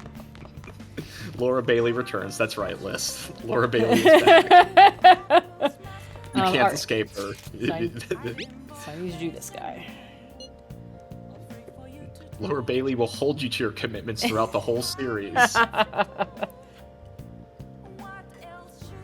And then with Persona 3 coming out, the Reloaded, just a friendly reminder that Laura Bailey was the voice actress for the female lead in the game when you have the option of picking a male or female protagonist. So Laura Bailey touching all of the Persona games, you cannot escape her. Nice. Everyone. Oh boy, here we go. Well, that one guy is already far too detailed and is 3D and not flat, so he's actually illustrated. He has a face. Yeah. Yeah. But speaking of Persona 3 Reloaded, which I'm very excited about, I know a lot of people aren't because of literal triggering reasons. I'm a little sad because Persona 3 Reloaded and Final Fantasy VII Rebirth come out the same week. No! Whoops! Yeah, they're both coming out the same week. And I am struggling with the choice of which person I'm going to romance in Persona 3 Reloaded. No, but I really enjoyed Final Fantasy VII, the remake. Finally got through it. Even though I guess it's a few years old now, even this year, it's still one of the best looking games I've ever played. So I'm excited for Rebirth. I think the original wasn't the original one of Jeff's favorite games. Yeah, no, he really enjoyed Final Fantasy VII. It was one of like he was not much of like a gamer growing up. That was the one thing he did. Mm-hmm. Did he play the remakes? My understanding, and if he's still here, he can correct me, is I asked him if he was going to. I was like, "Are you excited about this?" And he was not playing it. He was not playing it as it was coming out because it was coming out in like the installments. He was like, if I'm gonna do it, I want to just be able to do it. And he's like, if I have to like stop partway through the story that I know, I don't want to do that. And that was the last conversation we had about it. So I don't think he's played any of the remake redos yet. So in like 10 years when they're finally done, maybe. Yeah. So I guess with Rebirth coming, I don't think are they doing a trilogy, or is this going to be it? Like this is the end of. I don't. I stopped paying attention, so I actually don't know. Maybe it is fully out at this point. I just remember it was a thing they were doing, and they're like, the game's going to be too big, so we're going to do it in chunks. And games. And that was the last thing I remember hearing. And the way they phrased it made it sound like it was going to be more than 2 chunks. So if it's 2 chunks and it's done, cool. Metric says it's 3. I've never played the original. I have seen playthroughs of it. That game at most, the original Final Fantasy VII at most is like 11 to 12 hours. How they got 3 games that are pushing 40 hours each. How? Like, there's more bloat in those games than in the Hobbit movies. Like, and I genuinely don't know. Like, I don't know what they've elaborated and expanded on for that to be, how long it is. I am gonna look up how long Final Fantasy VII, the original, how long it was. but while Jen's doing that, Pathos Star Ocean does look good. I did see a preview for that, and I am very, very intrigued by it. Okay, this makes way more sense. Yeah. So, because when you said it was like, oh, like 11, 12 hours, it's like, I feel like it was longer than that, because like the speed run is like 8 hours. And I was like, there's no way the long one is only 3 hours more than that. According to How Long to Beat, the original Final Fantasy VII is about 37 hours. Oh, really? Okay. Yeah, so that makes way more sense. I was like, I don't feel like that's right, but also I don't know. I'm not gonna go with my gut on this one. I need data. So yeah, so it is. They have made it apparently like 3 times as long. So that is still a lot of excess shit, but at least it makes a little bit more sense. But yeah, there was a lot of news going on in the games that, because like we missed last week, some of the things on my notes kind of got resolved. Like I wrote down Unity engine monetization because that was a big thing 2 weeks ago, and now I think it's kind of they walked it back. I think. Wait, which thing are we talking about? Unity engine. Oh my god! Oh yeah, the Unity thing was wild. They've walked it back in that they're not retroactively applying it, which is like the idea that they ever thought they could retroactively be like, you agreed to a bunch of terms and services, we're changing the TOS you already agreed to. I was like, that can't be legal. That can't be. So now, like, the thing still exists, but is only for installs. Like, there's going to be essentially a new terms of service that goes into effect in January 1st or whatever. And so new instances of it will be subject to the bullshit. Gotcha. With an alternate pricing structure also available. That was some Wizards of the Coast there that they were trying to pull. Yeah, absolutely. And that was like a huge analogy people kept doing that I kept seeing, at least on a bunch of different social media things. It was very much they looked at Wizards and went, hold my beer. And like very much we're like kind of trying to do the same thing. It was like, oh, there's all these things that we've already established are fine, and now we're gonna say those things are not fine, and not just not fine anymore, but not fine before. And it's like that you cannot do that. I don't know why you thought that was gonna go. Not even just like you making the change at all was gonna go over poorly. I don't know. And here's the awful thing that I thought of. I need to pick a fucking choice. The awful thing that I thought of. It was like, maybe the original point was to do what they settled on, but knew if they were just like, hey, everything's fine, and then went, hey, actually starting in January, new installs are going to incur this fee, and they knew everyone would lose their shit. They're like, let's introduce a worse version of it, and then walk it back so it looks like we, one, listened, and two, like, they saw how bad it could have been, and since we're not doing that, we're now not as much the bad guys. You can't see me shaking my head, but I'm shaking my head. Like, I don't feel like that's what happened just because of how disjointed their response was in the immediate 48 hours afterwards. But I was like, that thought did occur to me. It's like, oh, did they intentionally make it sound worse than it was going to be? So, like, it felt like a compromise, and it felt like a negotiation. It felt like the people were heard, and instead of it being what it was. I don't know. I feel like that's too much of a gamble and, like, too much of a 4D chess move for most people that are in high decision-making places make. Oh, I thought I was talking to my guy. Okay, whoops. That's fine. I'm gonna beat you with this sign, old man. You're right? I'm a juvenile delinquent. I would do it. Us convicts gotta stick together. This is my work release program. I hold a sign. But on the positive side of gaming news, we got Hades 2 news. Yeah. Alpha's gonna be in early 24. It's one of those things I thought was very ambitious when they were last like, yeah, we're gonna have alpha in 2023, and it was supposed to be like spring or summer, and I was like, cool.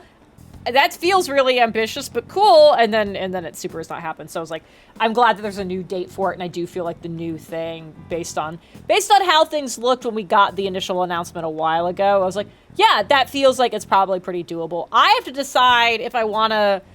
Part of me is going to be like, I want to dive right in and get right into it as soon as it's available.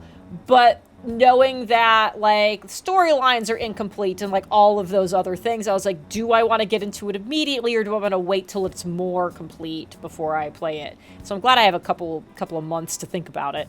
But I'm already like, oh no, what do I do?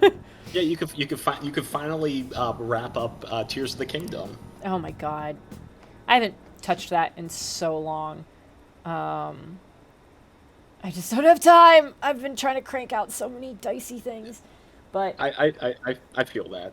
I feel that. I do know that, like, when I go to PAX, like, I'm not doing anything after hours. Like, I'm not going out to dinner with people for obvious reasons. I'm not going to bars for obvious reasons. It's like cool. We're gonna finish the day. It's like, and then I'm just gonna go back to the hotel room. And I was like, cool. If I still haven't finished Tears of the Kingdom by then, that will just be great dedicated Nintendo time. This is my Nintendo time. Yeah, it's like, I hope I haven't still not finished it by then. But if I have finished it, then I don't know what I'm going to do with all my hotel time. But yeah, we'll see. At the very least, if it's still outstanding by then, I will have several evenings worth of post-convention time to hole up in my hotel room and be able to plow through it. But yeah, perfect. We'll see. I'm excited for Hades, though. I'm very excited. We got new news about that. Yes. Always fun. Yeah, so anyone else in chat with Nintendo Direct or the PlayStation, I'm going to call it PlayStation Direct because they can't market like Nintendo does, any games that you're excited heard about? Because look out for fun new game, and maybe Jen might need a game as well if she beats Tears of the Kingdom before PAX. Yeah. I'm going to be honest, I totally missed, like, I didn't pay attention to the PlayStation Direct, because I don't do PlayStation, and I missed the Nintendo Direct, and I kind of forgot to go back to it, so I don't have anything on here. Was there anything other than Hades that popped up that you were like, oh, yes, awesome? Oh, you know what popped up, Jen, that will be perfect for your Switch, especially if you're going to PAX? Persona 5 Tactics. No, what? First of all, what makes you think I'm gonna enjoy a tactics game? That's the joke. That's the Okay. joke. That's the joke. That's the joke, Jen. It's like, never mind that it's Persona 5. Why do you think? How can we make Persona 5 worse? Tactics. Right? Like, yeah, that's exactly what happened. How can we take this thing that Jen dislikes and just add extra awfulness into it? Persona 5 Tactics, the musical. That would do it. Oh, that's right. There was, you wanted to talk about Stray Gods. Stray Gods. Yeah. Cause like, I think it's a really cool concept, but I fucking hate musicals, so I'm not going to touch it. Yeah. Even though Laura Bailey is the main character and sings all of her own lines. Yep, sounds great for her. Very, very excited for her. Yeah. Ashley Johnson's in there too, so like, okay, that balances. No, Ashley Johnson is a great performer. I don't believe they let it get into the game that she forgot how any of it works. Yeah. That's fair. God. So one of the interesting things that I will say about Stray Gods, and then we can move on to D&D, is that Alex Moroka, the bass player, also who does a lot of like dissection of songs and talks about the music theory behind it all.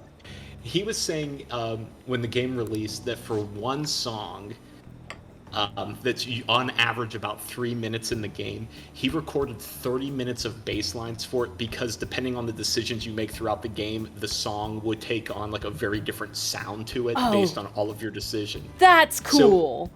So, it's very cool. Like someone shared a flowchart of like how each song is impacted by a decision. It looks like someone vomited in Vizio to make this work, but the fact that for one song he had to record 30 minutes for a 3-minute song because of like, is this more jazzy? Is it more like punk rock? Is it more poppy? That is so cool. And I'm like, like I don't have the time to play it, but I think it's something I would love because I love music theory. I've done musicals. I did musicals in high school and college, and I can carry a tune. I'm like I kind of want to. I just don't have the time because my backlog is so terrible right now. Sorry. You can hang out with Gwen. You can go on a date with Gwen now because you're charming enough. No, I'm not. I have to be up to level 5? I have to be debonair for the thing. I thought you have to be level 4. It said I need to be debonair. I just kind of assumed that was the next one. You sure about that? I'm so positive. I'm so painfully positive. I trust you. Because I need you to remember, I don't know what the names of these ranks are. Where would I have the word debonair from if it was not from the specificity? That's very true. Yeah. No, you're 100% right. The problem I have is that when you do New Game Plus, your stats carry over. So like I've never needed to worry about it for the last 3 playthroughs. I'm like, oh, of course I'm debonair. I start the game off as debonair. Okay, so here's what's gonna happen. I need to go pee and make more to drink. And then we're gonna come back, and I'm telling you, this is me saying this to James and to Liz, specifically as my Persona 5 guidance people. We are speed running charm. Any of the shit that I can do at any given moment to increase charm, flag that and be like, hey, you should go do this so you can get your charm up. Do that. And don't be like coy about it. Like, you should really go do this. So I'll be like, why? You're like, you just want to. No, be like, hey, to get your charm up, go do this thing.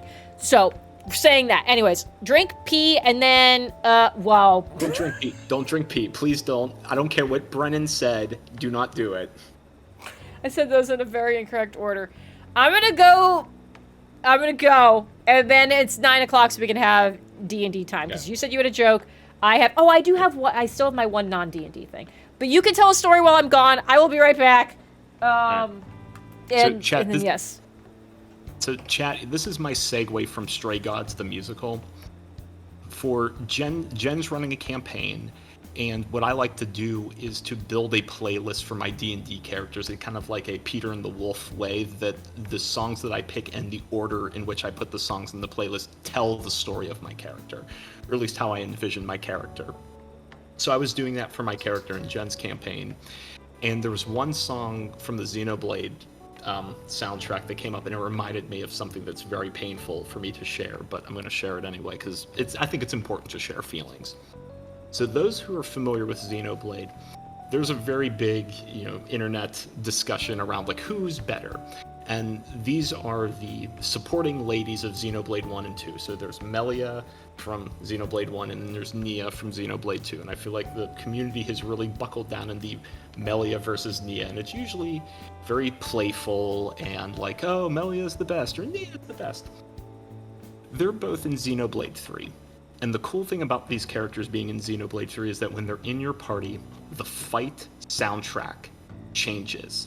And it's remixes of, I would say, theme adjacent stuff that played in Xenoblade 1 and Xenoblade 2. Now, this is where it gets painful, chat. I love music theory. I love music. I really dive into it. I really pick apart pieces, everything that goes on with it. And I'm a very big fan of Melia. I am Team Melia. Nia's theme in Xenoblade 3 is objectively a better song, and that's very painful for me to admit. It's like the scene in American Psycho where he's looking at the business card and he realizes how perfect that business card is, and it's so much better than his, and there's nothing he can say logically that could make that a false statement, that it was a better song. Nia has a better song than Melia's, and it hurts me. It hurts me deep because they didn't even try to play into maybe depending on the subjectivity, both are equally valid. No, this song is objectively, in terms of the theming, the pacing, the quality of the remix, and then the original song. It makes the original song better in Xenoblade 2 than the original song in Xenoblade 1 from Melia's theme. And that song, Nia's theme from Xenoblade 3, is on my character's playlist because it is such a good song. And it hurts me every time I hear it when I think of my D&D character. So anytime my D&D character needs to go to a source of pain, and I, as an actor, need to find that, I think about that damn song and how much it bothers me that it's better than Melia's. So that's my segue from Stray Gods into music into D&D characters. You're welcome, chat. So, Ashley, you and I are the complete opposite. I like songs that have lyrics to it. Rush is one of my favorite bands, and Neil Peart was an excellent lyricist. He wrote all of the songs for Rush, even though Geddy was the one who sang them. It takes me 4 or 5 listens to actually hear the lyrics, because I hear everything but the lyrics first. I hear the melody, the tempo, all of the instrumentation, the everything that's going on in the song but the lyrics. Oh, also, Liz, have a good night. I just saw that you skipped out now.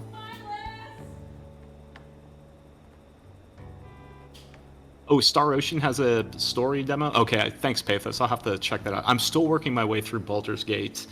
I'm almost done with it. I am in the end game now, so I'm almost done with Baldur's Gate. So I think I'll give it a shot after that. Stop chewing on your foot, sir. Sorry. Yeah, Jane, stop chewing on your foot. Okay. Everything's...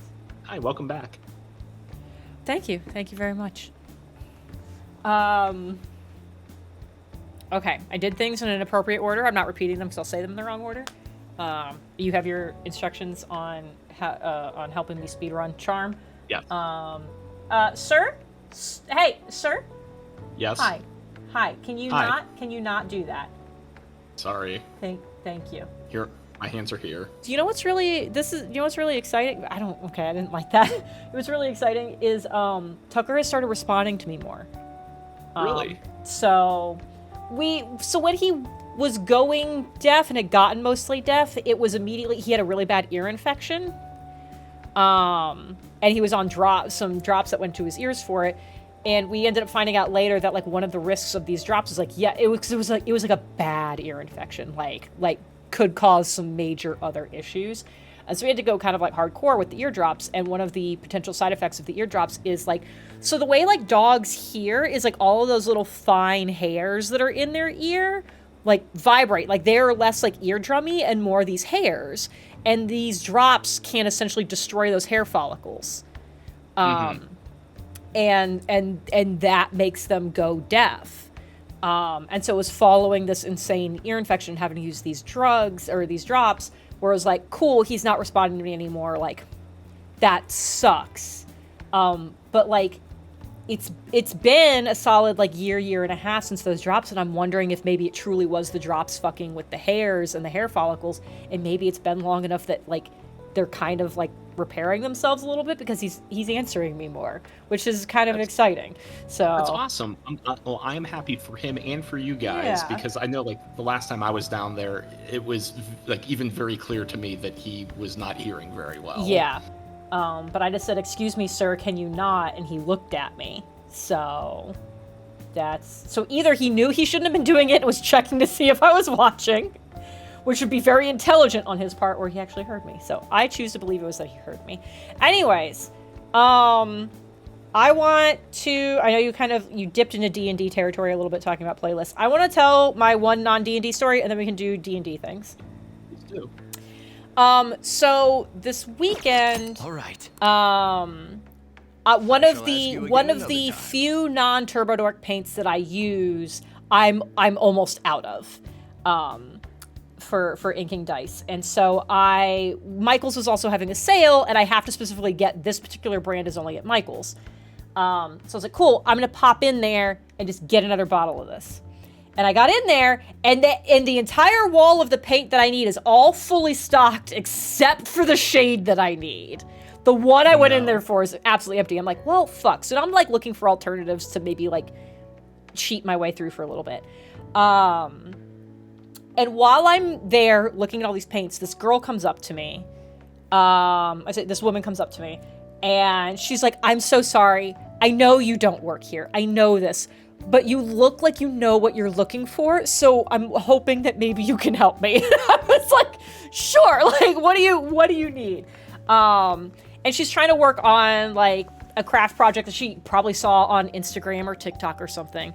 And she's like, I'm trying to paint this thing, and I'm pretty sure I need fabric paint for it, but I can't figure out, she's like, is fabric paint, like, is that a different thing? She's like, can I use these paints? And I was like, no. I was like, there is a way you can use these. There's something you can mix into it that will turn any paint into a fabric paint. And she goes, that sounds too advanced for me. And I went, okay, so we're beginner craft level. Totally fine. Let's go find you the fabric. The fabric paint should be by the other, like where they have like their t-shirt blanks and things like that, which I'm like, and I'm not familiar with the layout of this particular Michael, so I don't know exactly what aisle that's in, but that would be the area it's in. She's like, okay. She's like, that's great. That's all I need to know. Thank you so much. And I was like, for sure. And I was like, and if you have a hard time finding it, I was like, I'm not doing anything else with my day. So like, I'm going to be here for a little bit while I'm figuring out what I need to do. Feel free to come grab me and we'll try to find you a solution together. And she was like, oh my God, that's so nice. Thank you. And she disappears. So I'm staring at the paints and I've decided what I'm going to do, and I've picked a couple things. And I'm going to a different aisle to check. I want to go check what their glitters are, because of course I want to look at glitters when I can put them in dice. And so I'm looking at glitters, and she reappears, and she's like, I'm so sorry that I came to track you down. She's like, but you were just so nice and so helpful, and you seem so knowledgeable, and I'm hoping maybe you could help me figure out something to do. I was like, of course! What do you need? And so she actually like showed me the actual project that she wanted to do, and was like, she's like, I found the fabric paints, but there's like not a lot there, and I could kind of make it work, but I also know I'm gonna need to seal it when I'm done, and I don't know what the right sealant is, and she's like, there's not a lot of colors here, and I don't know like if I can mix these and like what I can do. So then I like was taking her through, like, here are your options here. If you want to try to mix something in, it looks like they're out of this thing, but these are the words you're looking for. Like, you can probably find this on Amazon. You can mix that into any acrylic paint, and that'll make it work. And I'm like giving her the whole lowdown, and she's like taking notes. That's awesome. It was great. And by the end of it, she was like, thank you so much. She's like, I don't think if I had asked somebody who actually worked here, I would have gotten nearly any of that information. So I really appreciate you like doing that. That was just so sweet. And I was like, you are so welcome. Like, good luck with it and everything. Like, I hope it was helpful, but like, these are the things. And it was just so funny that I just like made this random friend at a craft store because I was mad at paints and stood there for too long. And she was like, you look like you know what you're doing. Please help me. And I was like, of course. And I greatly enjoyed the interaction. Yeah, that's so. First off, that's very awesome. Two, very kind of you. It's I would expect nothing less from you. Three, believe it or not, my grandmother has a very similar story. So my grandmother is, old Italian lady, immigrated, came over on the boat. Excellent cook. She's been cooking her whole life, and she's very picky about her food. So every Christmas Eve, our family has a tradition of making 7 fishes. It's a Italian-American tradition. And there's a very famous fish store in Pittsburgh where she buys all of her fish for Christmas Eve. And my mother and I took her there maybe like a year or two ago because her health is kind of deteriorating, so just needs a little bit more help. And she is investigating like a school of fish. She's looking for a very specific tuna to put in her red sauce, and she's examining everything. She's like tapping it, she's hitting it, she's smelling it. Hang out with him, you'll get charm. Okay. I mean, I figured I probably needed to hang out with him, but I was like, why is he texting me in the middle of the night to be like, I'll be on standby at the hideout tomorrow? I was like, we're done. What do you mean? Yeah. He will give you charm if you hang out with him. All right. Yeah. Okay. I will do that. Thank you. So my grandmother is investigating these fish. She's smelling them. She's hitting them, like getting the density of water and muscle and everything. And my grandmother starts holding court. Like, I go to pick up a few things. I come back. There was a line of people, not for the fish, but for her. That's incredible. And because you have and it was all like maybe people like maybe in their 40s or late 30s, like roughly around my age, probably a little older for those of you playing along at home for my age. And the stories were all the same. They were talking about their grandmother who's no longer with them, but she would do the fishes and they just can't get it right. So my grandmother is holding court, telling them what to look for and everything. And I'm not exaggerating. There's probably about 17 people just around her listening to old Pittsburgh Italian lady giving cooking advice. That's incredible. I love that so much. Yeah, I appreciated that she was like, I know you don't work here. And I was like, cool, as long as we've already established that, we're good. There's no expectation of my attitude or willingness to help you, which somehow makes me more willing to help you. I love it. Oh, it's good times. I like how this man is just like, hey, I have a thing I want to watch, so I'm just going to borrow your room. Don't worry if you already have plans. I'll be there regardless. How fucking presumptuous. Those artist types, Oh, seriously. That's really some, emperor in the up-facing position kind of behavior, Oh my god. And Mercury's in retrograde. Oh, God. All right, anyways. Yeah, Carl is right. Yeah, Carl is right. When old ladies give you food advice, you listen. Oh, specifically old Italian ladies, for sure. Yeah. But yeah, most, old ladies of pretty much any cuisine type, for sure. Yeah, if an old Spanish lady starts telling me how to make paella, I'm recording that. Mm-hmm. All right, so you had a D&D joke. I did. Okay. So, Gwen and Vasile are two very different people. If someone casts a scorching ray at Gwen, she counterspells it. But for Vasile to avoid the heat, he turns up his AC. Oh no! Oh, that one's good. I'm mad. That's very good. Oh, woof. Oh, Tucker came to check on me after that. It's like, Tucker came's like, oh, I feel like you took psychic damage. Yeah. Oh, that was real bad. That was real bad. Yeah, and I'm takes just 1 point of bludgeoning damage. Thanks, Pathos. Yeah. Turns up his AC. You can get your AC up fucking insane levels at this point. I can based on what just happened in the breach. I'm seriously having scenarios play in my head of how hard can this guy actually hit if he can hit? Yeah. I'm expecting he's between an adult dragon and an ancient dragon. I'm expecting a plus 12 to his shit. Mm-hmm. If we even end up fighting him, because then there's our other hypothesis of maybe he doesn't. Maybe he just lets us run away because we're not the point. Yeah. Yeah. I have not done nearly as much prep as I would like. I am more prepped than I was last week when we did the Averin game.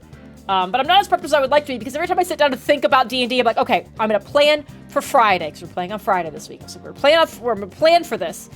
And then my brain starts going, okay, but what's Gwen gonna do? And I'm like, no, we're not. We have a month to think about that.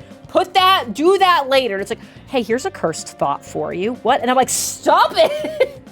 Please don't. That makes me even more afraid for my level 3 character who does not have the AC of the seal. It'll be fine. I mean, I say it'll be fine. Like, I peek behind the curtain. There is no reason you should get into combat anytime soon, unless you do something unhinged. So if your level 3 character's AC becomes a problem, you did that to yourself, and I do not feel bad. You know, I'm not the one I'm worried about, Jen. Here's the thing, is I think you should be the one you're worried about. Oh, are you talking about for popping off a fight? Yeah. Oh, yeah, no, I'm imagining that scene in Aladdin towards the beginning where the princess is in the bazaar and, like, does something and she's like, yeah, this is not a big deal. And it turns out it's a big deal. And then it's got to be like, oh, no, my sister just doesn't know what she's doing. Like, haha, so funny. We're going to go take care of that. You know, like that. You're Aladdin and Ashley is Jasmine. Okay. That's what I'm imagining. I'm imagining that scene happening is Ashley's character. I'm imagining Finch just going like, oh, yeah, I'm going to just do this thing. And it's very much not okay. And then you're going to be the one to be like, hey, no, oh, you know what? No, she's just really confused. And there you are. I can't believe. Yeah. And that's a little presumptuous of my character. I think he would look at that and go, I don't know who that is. And just walk away. You know what? Fair. Actually, that, yes. She means nothing to me. I just met her last week. That actually is probably more likely now that I think about it. Ugh. This man has the audacity to come over here and say he's gonna just use my TV whether I'm here or not, and then criticize the quality of the TV. Fuck you. You invest in a newer model. He's broke though, because he's an artist. I'm just saying, like, he can't demand a better thing. Hey, yeah, if you pay for half. There you go. So that's what you mean. I don't know why I got a music note from that, but sure. Maybe he respected that you actually pushed back on his encroachment. Maybe. Yeah.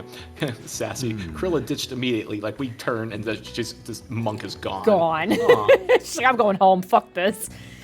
I came back. I do not like city. City not right for me.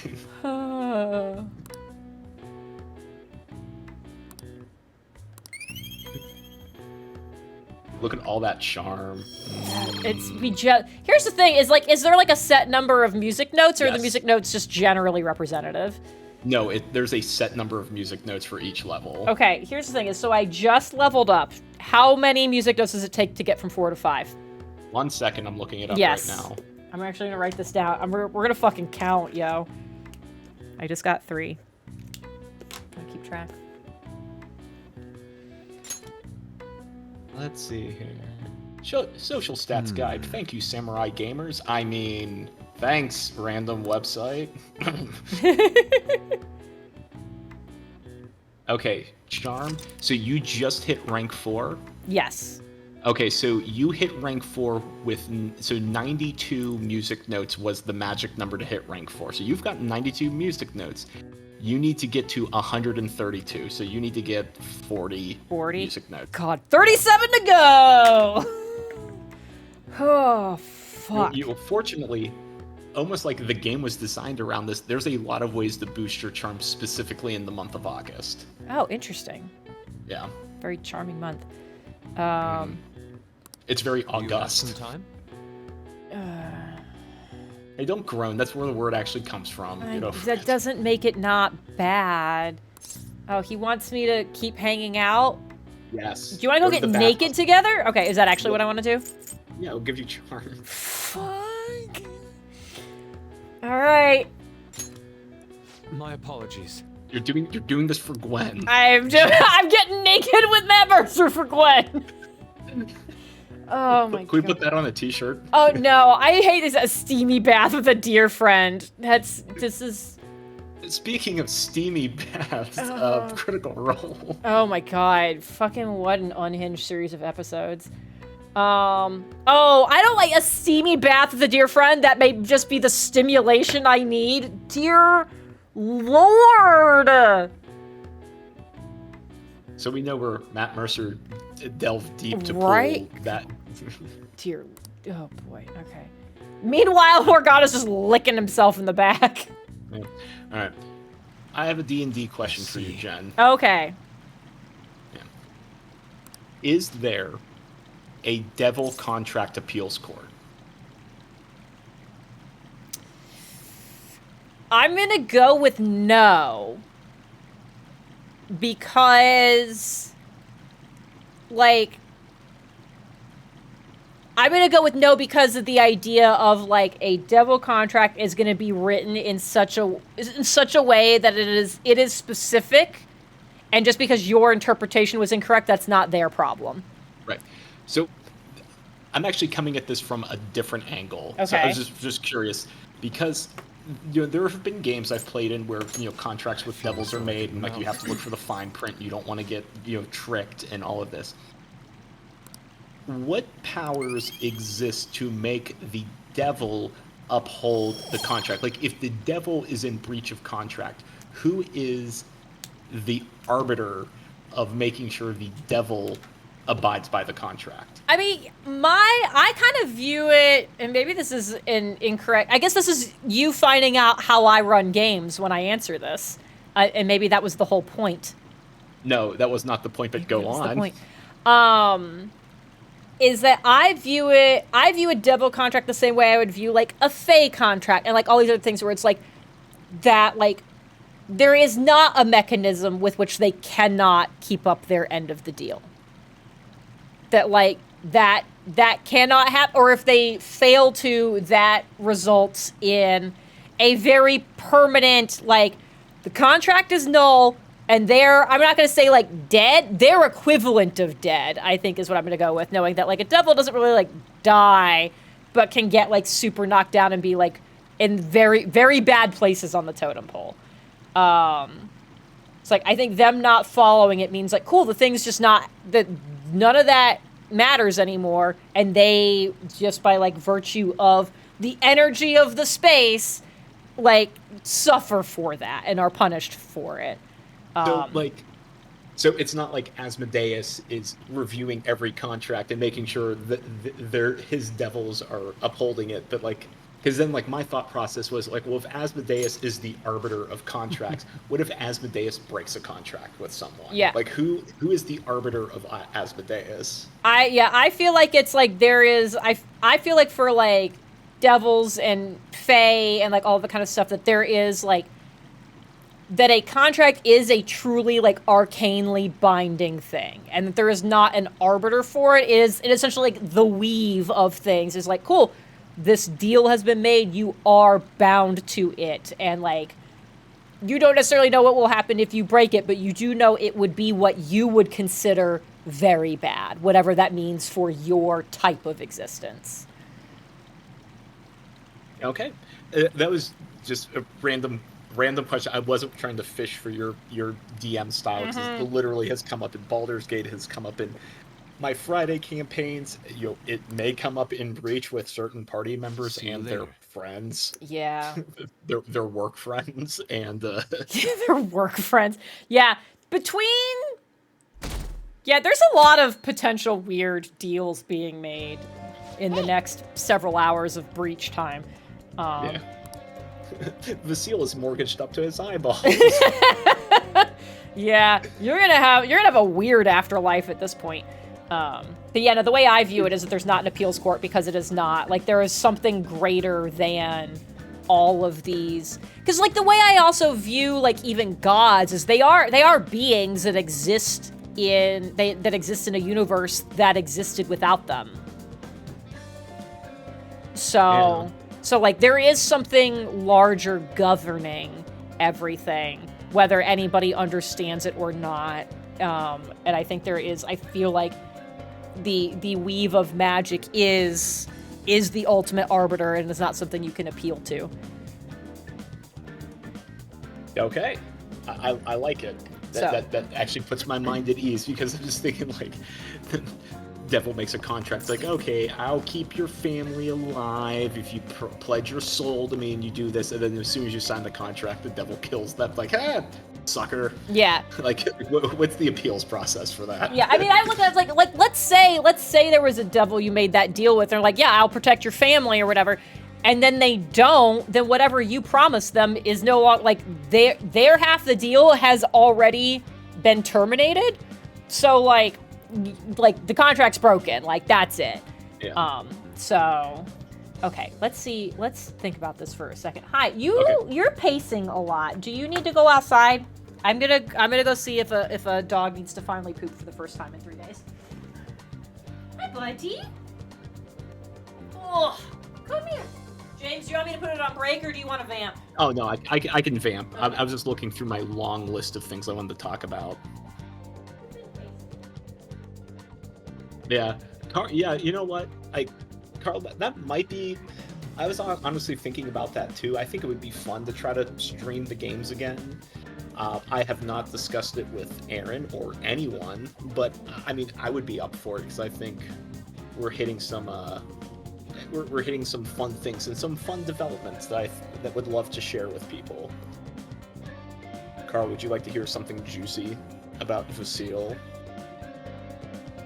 I'll wait the 13 seconds until my voice catches up with Chad. So, Vasile summoned a familiar, and the familiar was a sprite. But since it's coming from the mistress, the sprite came out as a caricature of Vasile, just very like how the mistress thinks of Vasile. So this little sprite familiar is tiny, but very militant, hard-nosed, sticks to the rules, and is very like Dudley Do-Right. So, yeah. And that Vasile has a familiar who's just like a small caricature of him.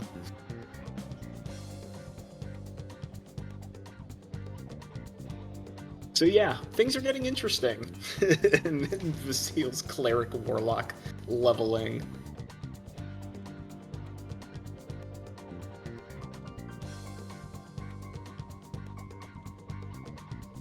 I found the picture of the sprite, Carl.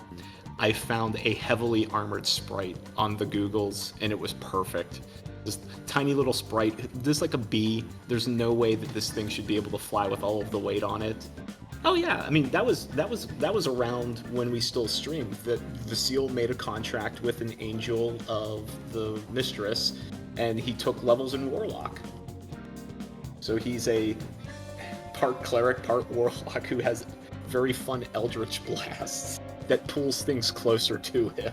So he can hit Eldritch Blast to pull things closer so he can hit them really hard with his sword. Yeah, I feel like the warlock thing happened while we were at the estate before we left for the water plane.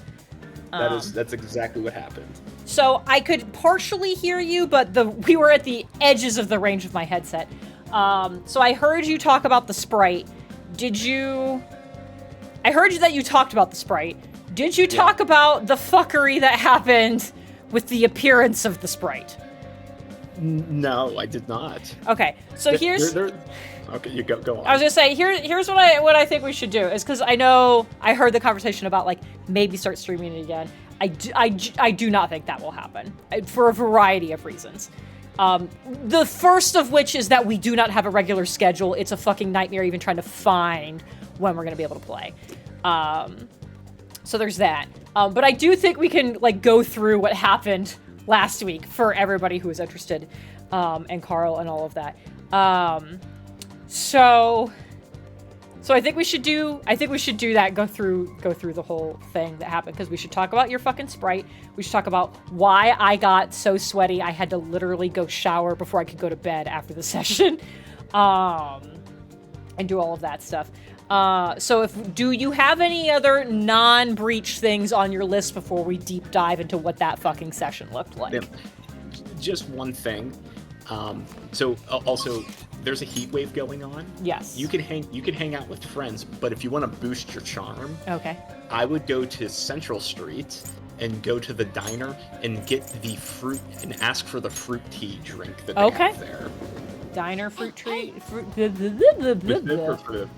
Yep, that's it. My words exactly. You have to find it. Did I not? No, you've never. I don't Okay. think you've been to the diner, but it's the. Oh, maybe you have. Yeah, there it is. Yeah, I've studied here before. Yeah, go in. I didn't. Hold on. Let's do it. I haven't saved in a while. We're gonna do that in case this is not what I want to be doing. All right. Yes, Yeah. study. Okay. Yeah, and get your fruit tea drink. Yep. Hey, softens your skin. Oh, that's weird. Okay. Anyways, non-breach D&D thing. Yeah. So, non-breach D&D, I like smaller parties of players. So I've played in big campaigns with big parties. I've played in middling parties. And What do you call big and what do you call middling? I think 6 is big. Okay. For a party. I think 4 is middling, 3 is small. Okay. I really like having a small party. So the biggest problem I have with larger parties, you have more personalities and there are more opportunities to like bounce your character off of different characters. But I feel like there's always a crowding out effect where you want to, like, at least like the way I play, I always want to make sure other people have an opportunity to like role play, and I don't want to steer the ship entirely. And when there's 5 other players, you get crowded out pretty quickly and get almost like a bystander effect of when you're like doing problem solving in dungeons of like, oh, someone else will figure it out. I can kind of dissociate for a bit. But with smaller parties, it's more focused. Like, I feel like there's more engagement. The RP is better quality, not just a quantity. And so all of that to say, I'm really enjoying, even though we've only played a few games, I'm really enjoying having a 3-party team because I like the interactions that we have and the opportunities that affords us and the depth in which we can go. Yay! I'm glad you're right. It's running that game is awkward for me because like I recognize there's definitely more opportunity for everybody to be able to interact and have more RP and like develop themselves more, which I really like. But it puts me a little bit more on my back foot of like I trying to figure out how to when I should be interjecting to be like, cool, I feel like that scene is done, let's move on to the next thing. And like how to guide some of those things, because the other thing about there being the 3 of you is that 2 of the 3 are new to this. So like I want to trying to find how to help encourage them to be like, hey, this is like, you can think about these things and you can ask about these things and you can do this stuff without feeling like I'm putting them on rails or like being like, you should do this. Because we already kind of like partially had a conversation where I was like, hey, if I'm asking a question, this is not a trap. We're all hallucinating together. I want to make sure we're all on the same page. And it's like, it's not me trying to like suggest anything. Or be like, this is the right answer. Do that. But also try to help prompt people who maybe wouldn't necessarily think about the things to think about the things.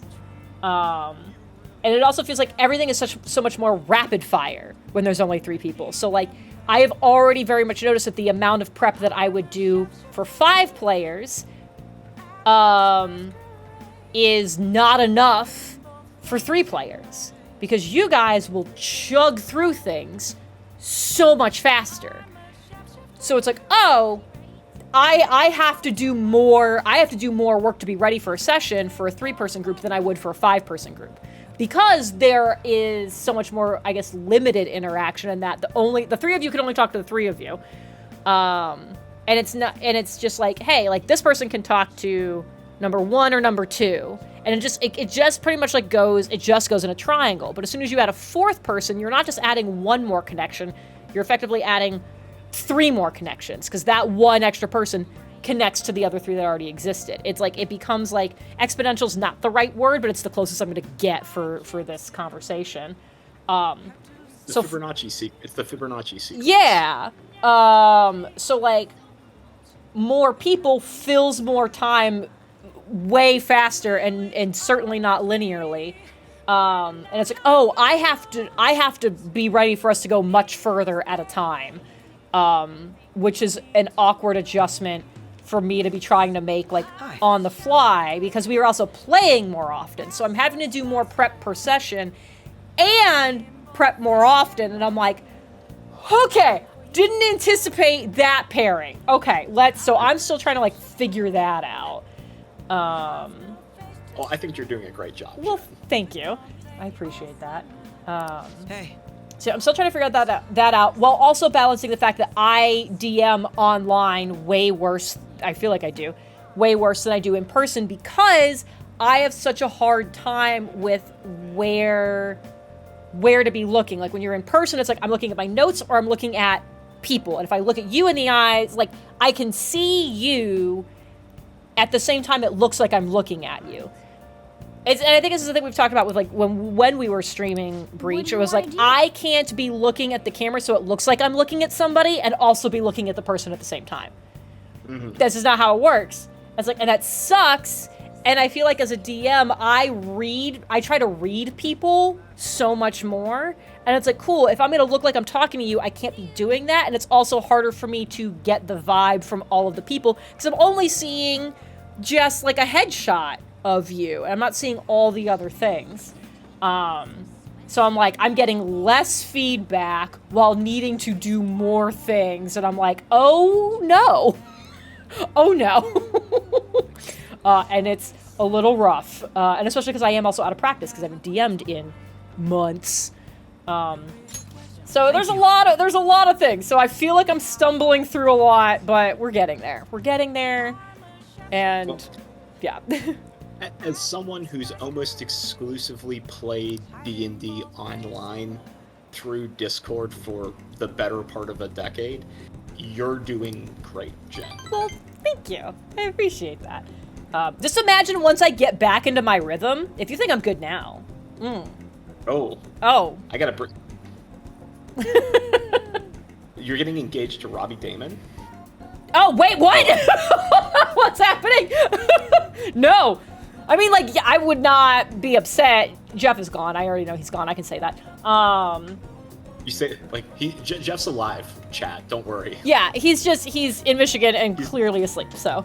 Yeah, he's not that gone. I'm going to say, and I can say this because Jeff and we had this conversation after it was all said and done. The emergency vet was very attractive. Oh.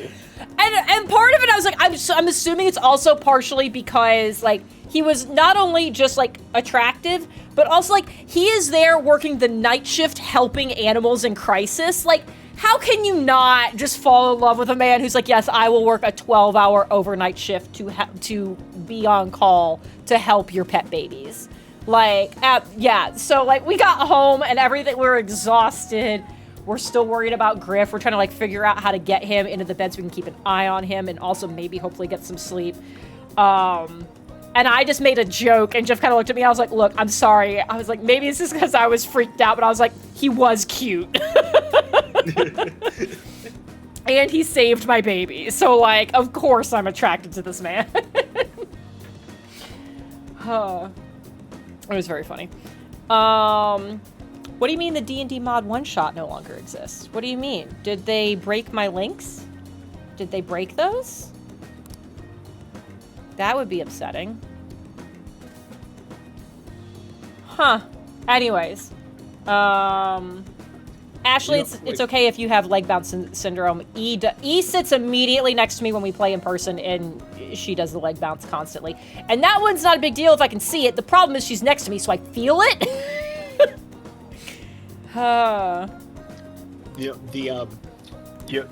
the thing that you brought up, but I don't want to get too far away from it before we get into the about saying Meet more robot. Modron James is back. That came in crystal clear, which is great. Perfect. Of course it did. That's the magic word, Modron. You mentioned that it's online. It's difficult for you to know like when to jump in when you feel like a conversation is over. One thing that my original like Nashville-based DM when I played in person, I think one of the best lessons he imparted to a young D&D player was that anytime, like, he flat out said, I encourage all roleplay. Whatever the roleplay is, if it feels silly, go for it. Like, don't be embarrassed by it. Yeah. But if you are going to roleplay, the one thing you should always ask yourself is, what do I hope to get out of it? So that your conversation can lead somewhere and where it organically ends, so that that he as the DM knows, like, okay, you achieved what you were setting out to, and it's not just like a rambly, like, so how you feeling? Like, and like, it must, and if you're just asking that to ask it, versus like, I'm asking you how you're feeling because I'm worried about the thing that just happened and I don't want you to get crazy. Hi, Gwen. So, you know, Gwen's like, been having such a bad time. I know, and you know what? Most of the party's there for you. It's... Okay. We're gonna save that. We're moving on. Yeah. So, hopefully, like, now, like, I've been playing D&D for 15 years. I hope that as a player, when I have RP, that, like, in my mind, I'm always trying to be cognizant of what do I hope to get out of this, and that's a very clear hook for the DM to know, like, okay, the conversation is over. James has gotten what he needs from this conversation. Yeah, I think my problem is that, like, partially, I feel like I understand it's so much easier for me to tell when a conversation is over when we are in person. It being online, it's a matter of, like, are they pausing because everyone's trying to make sure between, like, lag and whatever that, like, they're not going to talk over somebody? Like, are they pausing because they're done, or are they pausing because they're leaving space? And, like, that is hard to gauge. And because it's like, because I can see a world where, like, that conversation could continue. There are some times where it feels like, okay, that was very, like, there was a clear goal to the conversation and we got there and it's okay. But sometimes it's like, that's part of my curse. Is like, I know there is more information. Is that going to be shared at this time? And it's like, and it's waiting to see if that kind of happens. Well, you know what I'll do then, when I'm done, I'll just say scene out of my accent. So you know I'm done. Thank you. I do appreciate how much you struggled when we got back into Breach with not using Emil's voice and doing Vasile, which I realized I could hear the similarity in the names too, which probably did not help. Yeah. You know, I hate that Emil and Vasile sound like they rhyme, but Segue and Fugue don't. Yeah. I almost said it wrong too because I'm so upset. Fagui. Think about it. Fagui and Sagui. Yeah. Okay. All right. I have to think for a second. So both of them want me to hang out with them. Oh, Pathos did a good in chat. Emil, Vasile, Shaquille, Emil. Jesus Christ. That's my backup character. No, yeah. That's my third backup character. We have a very specific backup character for Emil. Yeah. That is an inside joke among 3 people. Oh my god. Here's the thing: is if the other one, if you hadn't been like, that's for sure my backup character, I was gonna have to make that an NPC that shows up somewhere. And I had already been like, oh, this is exactly what would happen with them. But anyways, speaking of no, you're fine. Now the responsibility is not on me. Speaking of names that, like, feel similar, just to touch on that very briefly, I've noticed that I have a very strong leaning towards names when I'm trying to come up with a name for something. Names that end in, like, an sound, like Callista was my cleric, but the warlock I built a while ago was Arabella. Like, I tend to do a lot of that. There's an NPC you guys are about to meet that you'll be like, ah, yes, there it is. So, like, when I was making Gwen, I had a different name for her initially, and it followed that pattern. I was like, I need to pick something different. It was like a conscious choice of being like, don't do that. I want something that ends in a consonant. No A's.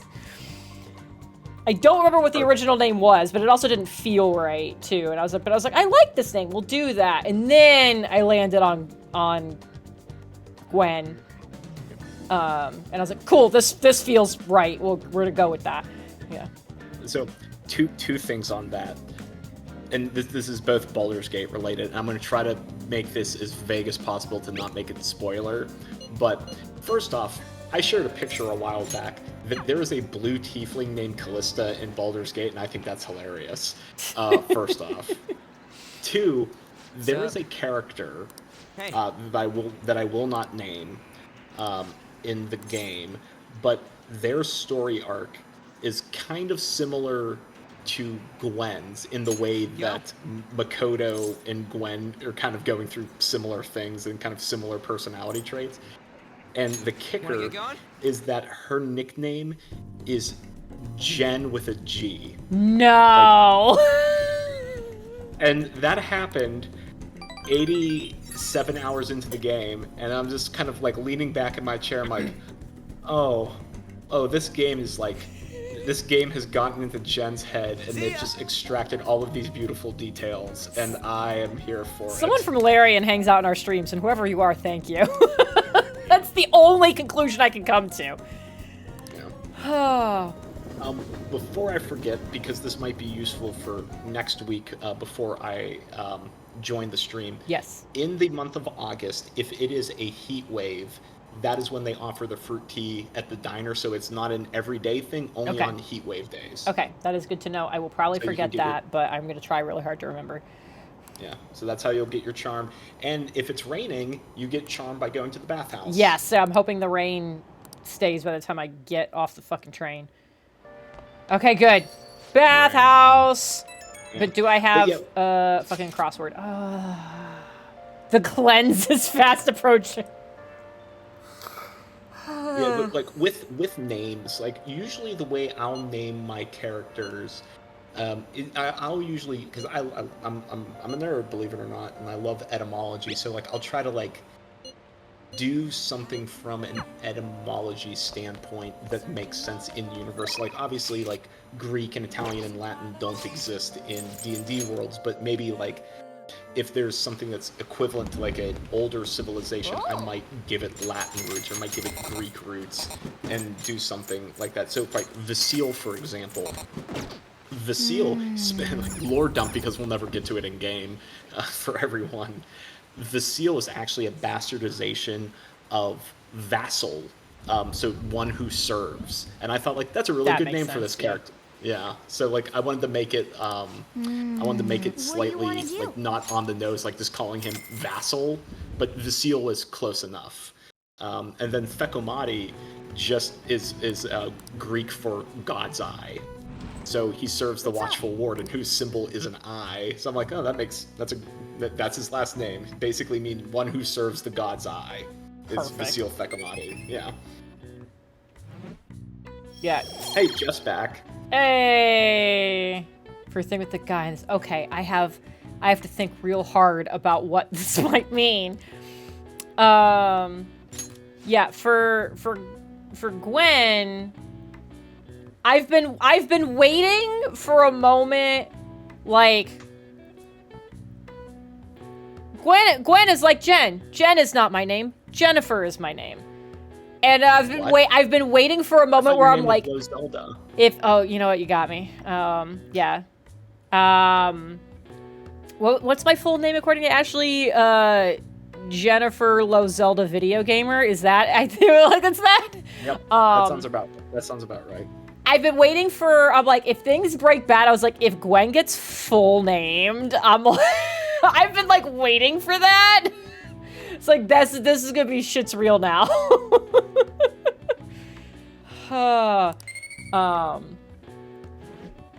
Yeah, last session was kind of fucking a buck wild thing. Oh, did I already get my charm points? Did I miss writing them down? You did. We can go back. We can go back, rewatch the VOD, and I just put a marker down so I can check. Hey, future me, I'm checking how many charm points that I got from being in the bathhouse. I think it was 2, by the way, but yeah. we'll confirm.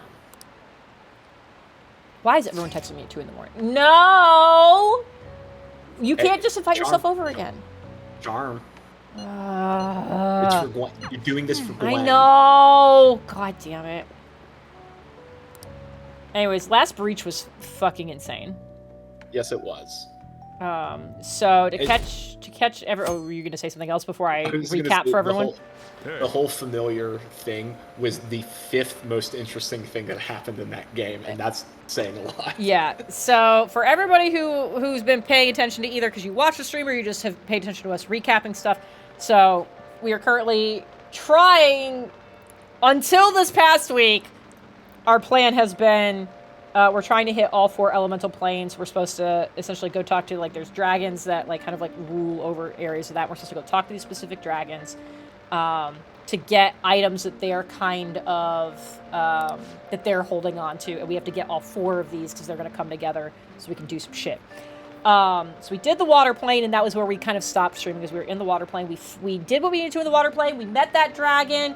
Had some interesting conversations. Everybody got some crazy shit out of it in one form or another. And we got the item we went for. And that dragon sent us to the Earth plane. So the Earth plane is kind of like Rika's realm of things. Like, that's where, like, her rock on her mall came from. And it's kind of a proving grounds for her people. And she didn't know at the time that they were literally going into the Earth plane to do these tests. But now we essentially ended up in the proving grounds again. Where she kind of, like, finished the test that she had started forever ago. And that was wild. Gophers rained from the ceiling. It was kind of a buck wild thing. And short version, Rika kicked ass. And so now once we finish whatever it is we're doing to hopefully not all die, she is kind of in line to, like, she's going to be, like, the guardian of the Earth plane for her people when this is all done. Which is wild and super cool. We met the dragon that, like, rules over the area that we need this item from. And we're like, hey, bro, this is the chillest goddamn black dragon I have ever met. Was he black? I think it was a black dragon. He was. Okay, because I feel like I remember being like, oh, last time I met a black dragon in a D&D game, I was making death saving throws. This is just a chill bro. He's just like, he was taking a nap when he heard the fight with Rika happening, and he showed up and was like, yo, dogs, you need to sort your shit out. And like, yeah, I got your thing. Come hang out. And I'll get you taken care of. Sassy, I'm talking about the color of the dragon! You know, I don't see chromatic dragons. They're all... I don't see colors when I look at my dragons. Okay, I need to think about this game we're playing for a second before I can do any more of this. What do I need to do? It's raining. Well, Matt Mercer came to visit, so you want to hang out with Oh, him. that's right. I forgot about that already. Okay, we're gonna go do that. Fucking talk to him, please. Okay. So, it was 1 charm. Thank you! I'm gonna add that to my little list. We're at 8 out of our 40. We can do it. I think we might knock out 5 today with Matt Mercer.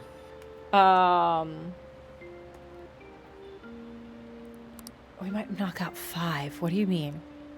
5 music notes. Oh, like 5 more, like right now? Yeah. Oh, okay. I was like, is this including, like, the 3 we already got from him? I was like, what is this 5? What is the 5? You want to hang out with Mercer, get your charm points. So, okay, so, yeah, gophers rain from the ceiling. Oh, I meant they fell from the ceiling, Pathos, but also it was a little bit of the second one. It was certainly a little bit of the second one. So, here's the thing, is we all knew that Rika's Island was, like, nearby Theramgard, which was, like, the capital of Stormy Island where we started. Eureka's Island. So we knew it was near Theramgard. So we follow the dragon to, like, where, like, the city that he reigns over. Yes. And it looks just like Theramgard. It's an Earthplane version of it. It's called Kragengard, but it looks the same. Down to Arcturo's tower. A temple. The temples are there. Like, it looks the same, except it's pretty much fully inhabited by kobolds and goblins. Who have some attitude. But also, like, we're like the only humanoid people, so, like, we stand out like sore thumbs. So we get to the city, and, like, the layout is the same. The tower's there, the temples are there. We go to the keep, and that's where our dragon friend Diro is. And we get there, we talk to him, we're like, here's what we need, and he's like, all right, that's, like, deep in the vault, so, like, I gotta spend some time going through that to get to things. So you guys go, like, kill some time, and I'll go do that. And we're like, cool, this is a weird facsimile of home. We have some things that are interesting that we want to go check out. I need to see what I missed as far as dialogue happens in this game so I can make a choice. Hold on. Okay. Focus hands. I wonder if I... No. No. Don't... Agreed. Yeah. Okay, just one music note.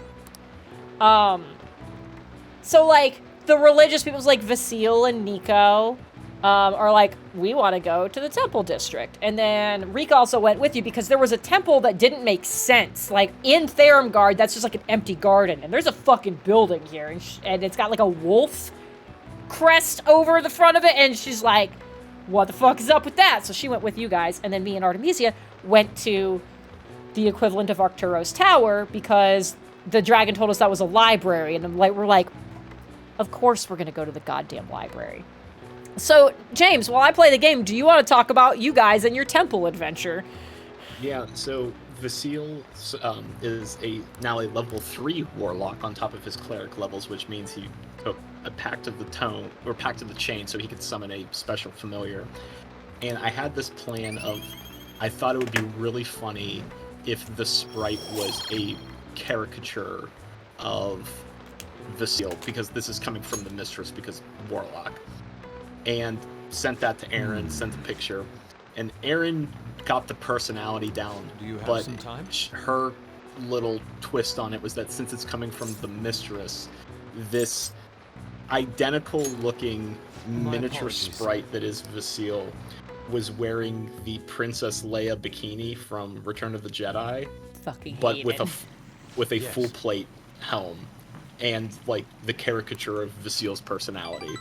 So that's Vasil's familiar, and that's the 5th wonkiest thing to happen that game, because we go to check out what Rika wanted to do, and there's a half-giant there, and Rika, being Rika, has a friendly, hi, nice to meet you fight, and after she's already gotten her ass kicked in the fight that the dragon showed up for, so like she's already burned through. We had to burn through her hit dice before going into this fight. With the short rest we kind of by default had, and that didn't even get her up to full. So she's going into this having already spent a lot of shit. And I feel like that's important to point out. Yep. This half giant is a half storm giant, so he's calling lightning regularly and incinerating Rika. And Nico joins the fight and uses his girdle to make him immune to lightning damage, so he's just very glibly smiling as lightning's tickling him and Rika is burning to death with it. But they settle their differences, have some ale, and that's going on while Team Library is happening, and we thought that would be the chillest thing that happened that game. And what happened, Jen?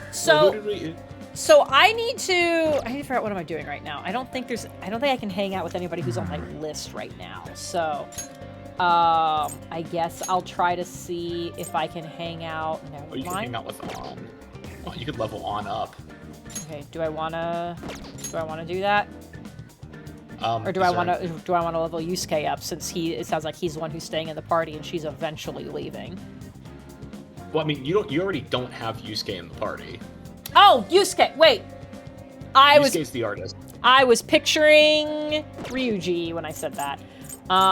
Thank you for correcting me. Then yeah, I guess we'll hang out with, because I don't know what else to do with my day right now. I guess it's heat wave. I could go get tea.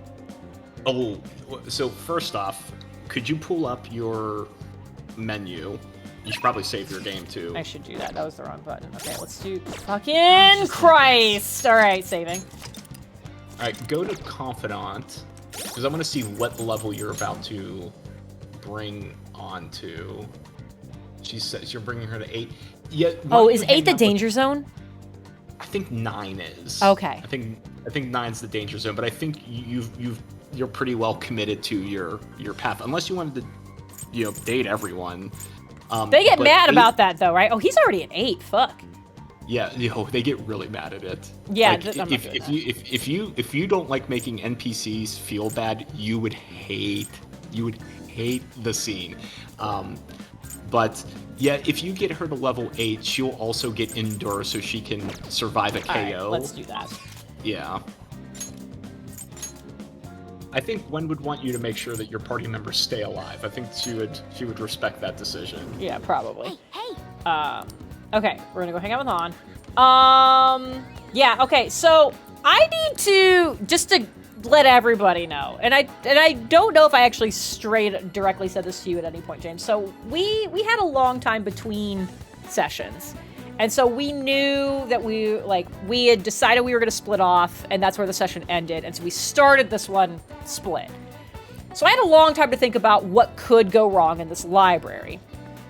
We'll just have to wait for now. And I had come to the conclusion that one of 3 things was likely to happen here. Because I had the thought, I was like, if the city looks so much like Theramgard, and the tower is like right there in the same place, and I'd even asked the dragon, I was like, hey, does this connect to the Prime Plane at all? And he was like, kinda, like, in theory it does, but I don't know how. I was like, oh fuck, because information that I got from Hammond while we were still streaming was that there was a door in the tower that led to like the library that has Lestarian access. The library itself is not on Lestaria, but it is kind of like a connecting point for all those worlds. I was like, I know it had a door to that library, and we know this tower is supposed to be a library, and I was like, are we gonna open the tower and it just is that library? So I was kind of like, oh no, about that. And I was like, one of 3 things is gonna happen.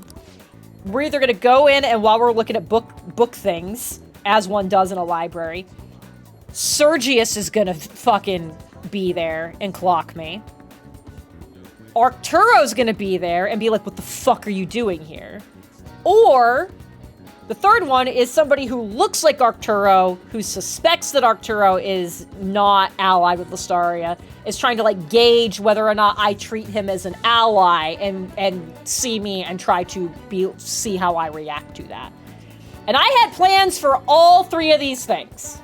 I was like, these are the things that I thought could happen. And so I was prepared for these. And so as we're walking to the tower, I send some messages. I check in with Hammond, because we haven't checked in with him in a while, and he tells me effectively that like, hey, things are not good over in the Prime Plane, and like Lestaria's like ramping up their stuff, and it's like, okay, we're running out of time. That's bad. It's like, why are they're moving faster? Why are they moving faster? And also, he has heard rumors that Arturo is essentially like gathering resistance forces within the Lestarian side of things. And it's like, oh no, if he's heard about it, that's bad for Arturo. So now I'm sending messages to Arturo being like, hey, this tower, is there a chance your tower connects to anywhere other than the library? And he was like, yeah, but it's like really dangerous and like not super stable going from the Prime Plane to other places, but going from those places to the Prime Plane through my tower, relatively safe. And I'm like, okay, there is a connection there. That's good to know, but also fuck. And then I'm also like, hey, you need to be aware Hammond has heard this, and if he's heard it, that's bad for you. I need you to be careful. And he's like, you're right, that is bad.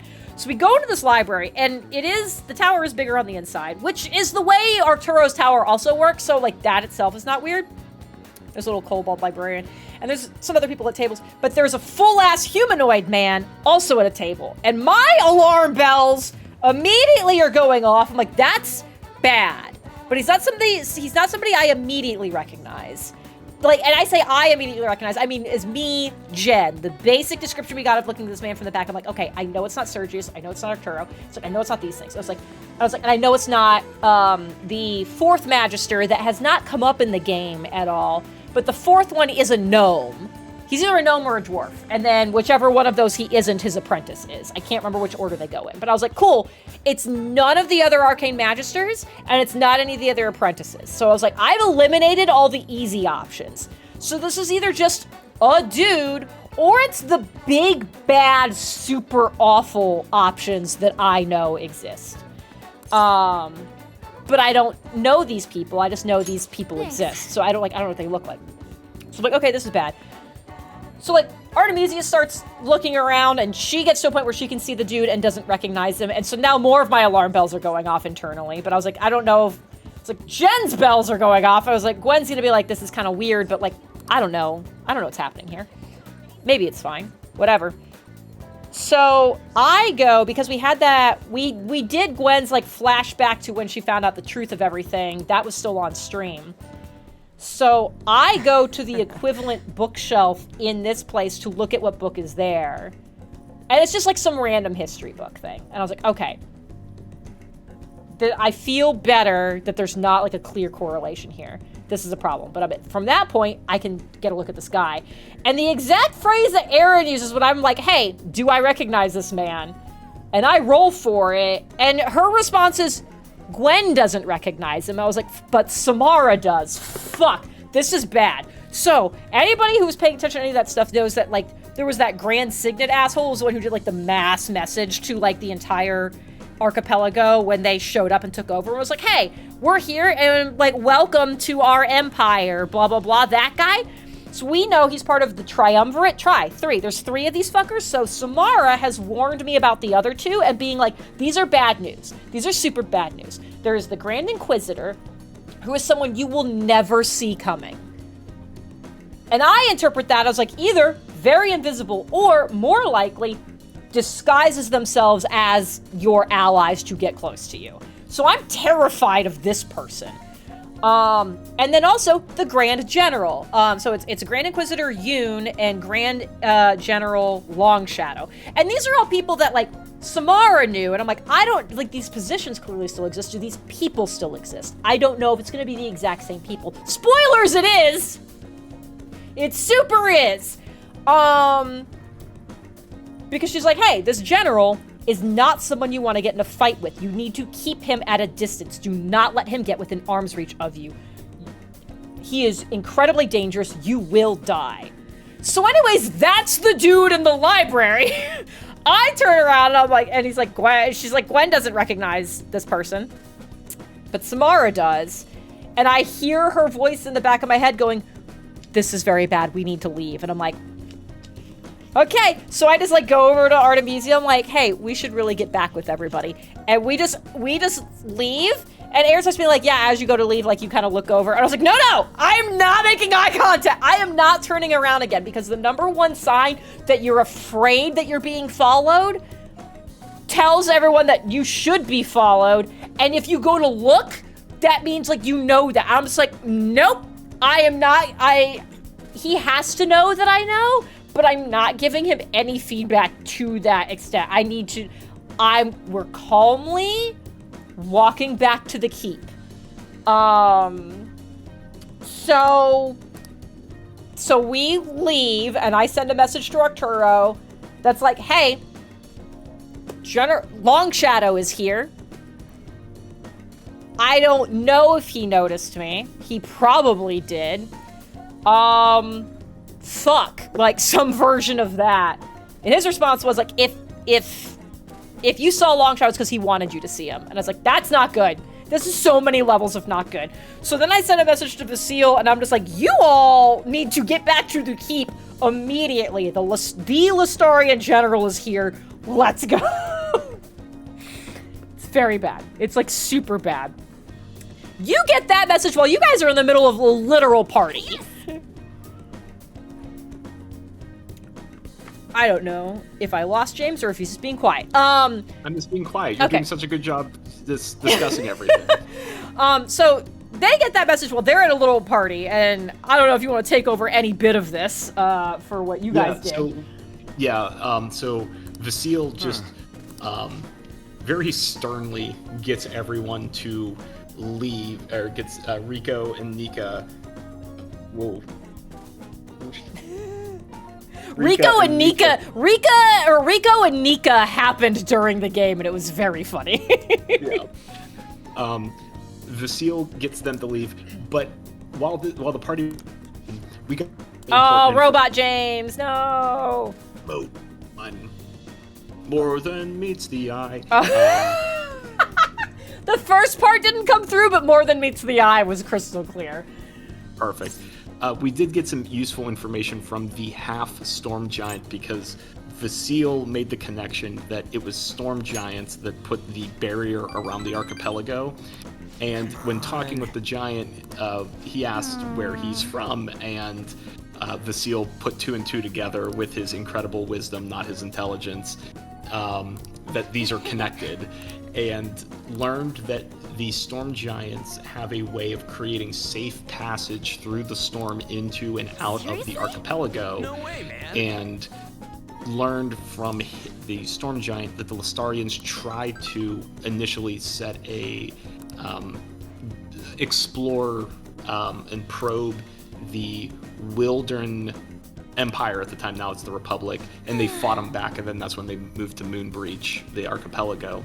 So this storm giant, half storm giant, is already familiar with Lestarians, and Vasile says, hey, Lestarians are trying to do something in the archipelago that's going to legit destroy the world and the elemental planes around it. If you know anyone, like your dad, who like let you pass the first time, just, maybe give him a heads up that stuff's going to be wild. And then that's when we get back to the keep, and just patiently wait for... Vasile is waiting outside for Gwen and Artemisia, sword at the ready, because Vasile has pretty good AC. Like, if anyone is going to last more than a round in melee combat with this general, statistically it's going to be Vasile. Maybe 2 rounds, but he'll last at least 1 round, because Death Ward will proc. Yeah, it's like, my only hope if this dude attacks us while we're walking, I was like, I still have a slot for Dimension Door. I'm just grabbing Artemisia, and I'm just going 500 feet away. I will figure out where later. It was like, that would be my only option at that point. Yeah. I do like that I was having this conversation with the giant, and the same problem that you were having of like maintaining eye contact. Like, I was trying to maintain eye contact with the camera, and I could see your little Discord messages popping up. I'm like, I'm getting there, son. Got it. I'm asking. God, it was one of those things. I was so excited. So I was like, does he remember? This was forever ago. So I would like not blame you if you did not remember the thing. And so I was just so excited. I was like, I found it in the notes. I was like, please put it 2 together. Yes, he did it. I was so excited. I was like dancing. It's fucking great. Well done. Thank you. So yeah, I'm hoping they're able to pull through and help us. But yeah, so we I actually need to step away really briefly, but Jen, you can finish up the story. Yeah, so Artemisia and I like make it back very calm. I do not turn around at all. My role at this point is that Artemisia and I were having a fake conversation, so that way she had an excuse to kind of like laugh and like turn to look at me, so that way she could maybe like check. We both rolled perception, didn't notice him, but we both rolled stealth, and I got a natural 20, so it was like, we got back to the keep, and it was like, Aaron's response was like, you don't feel like you've been followed. And it's like, cool. It's like, I feel like I did good enough on stealth to like be fine. But I was like, my concern with being followed wasn't the idea that he would know where we were going. I was like, he's gotta know where we're going. Like, he already knew that we were gonna be here. So he's gotta know where we're going. I was more worried about him following us and like attacking us. So we make it back to the keep. The seal's kind of standing guard.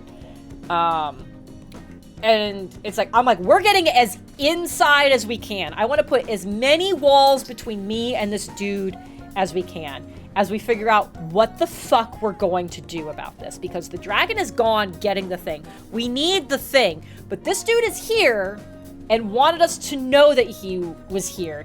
And that's a bad sign.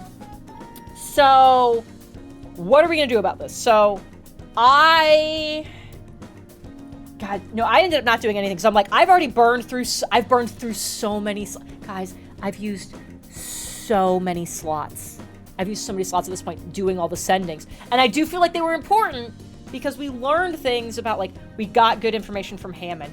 We know things from Arturo. I was able to get messages to Arturo about, like, hey, like, they're on to you, and also this dude is here. I feel like it was worth spending all those slots. But it does mean I am out. I have no more 3rd level slots. I have 1 4th level left. And then I have however many I have for 5th levels. I don't know how many I have at this point. And then I know there's a single 6th level slot. Like, I'm out of a lot of my bigger stuff already just from doing sending. So I'm like, I can't really do a lot.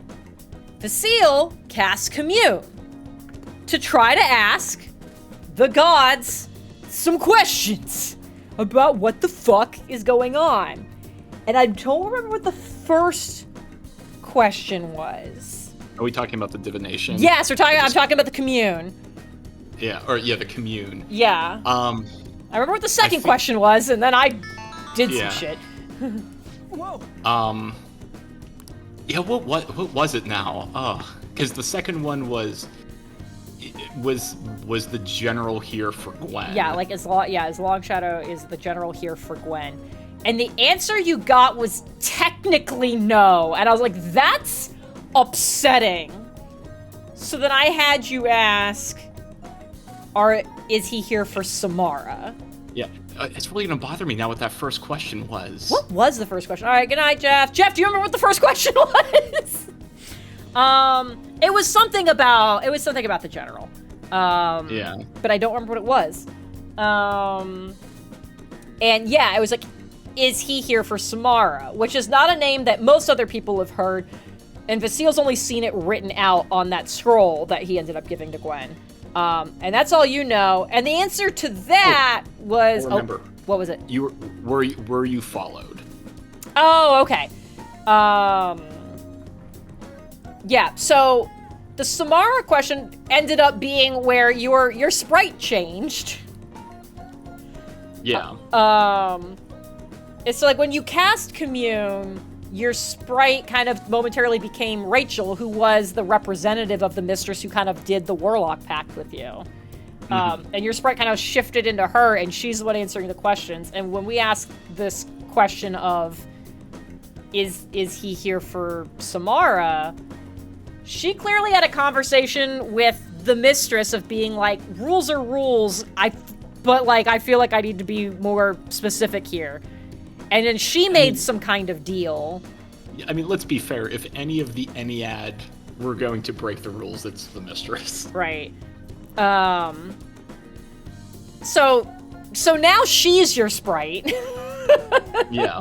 So now, I think, yeah, so she is now my sprite. So it is a sprite version of Rachel still wearing the Princess Leia bikini, which I think everyone's reaction in unison was hot. Yes. As long as she's cool with it. If she's not into it, then it's gross. Yeah. But I feel like she's probably fine with it. If she's a representative of the mistress, she's probably pretty chill about it. Yeah. And so then her response at that point was like, he's not here for Samara, he's here to stop what she's doing. And we're like, that's not good. And at this moment, we hear a commotion outside that is clearly combat. We hear gunshots, and so like now we're all like ready. Like I've already got mage armor up, and like my hands are on fire, and I'm ready to pop off a spell. Nico cast bless on everyone, or on 3 of us. Yes. I don't remember which 3. I just know I'm one of them. Vasile is the other one. Oh yeah, it's like and himself, yeah. Well, because what Vasile did was because we think the general is here for Gwen. And Vasile has Mask of Many Faces, which means he can do disguise self at will. Vasile turned into Gwen so that at the very least there's a 50% chance that they pick the wrong person in the first round. Yeah. I can't wait to start the next session and have the person who ended up showing up comment on this. Because we hear this commotion. Yeah, Vasile takes on the form of Gwen. My hands are on fire. I'm ready to fucking pop off. Nico casts Bless. Like, Rika's, like, hidden on the other side of the door. And we hear the double doors to the area we're in start to open. Guys, it's Maria. Maria Princess Rid. Maria Rid is And here. she's wearing a Princess Leia bikini. She's not doing that, but she's got a rapier in one hand, a pistol in the other, and it's like, I don't remember what she said. It was like, we need to go. Like, there's someone bad here. Like, it was something to that effect.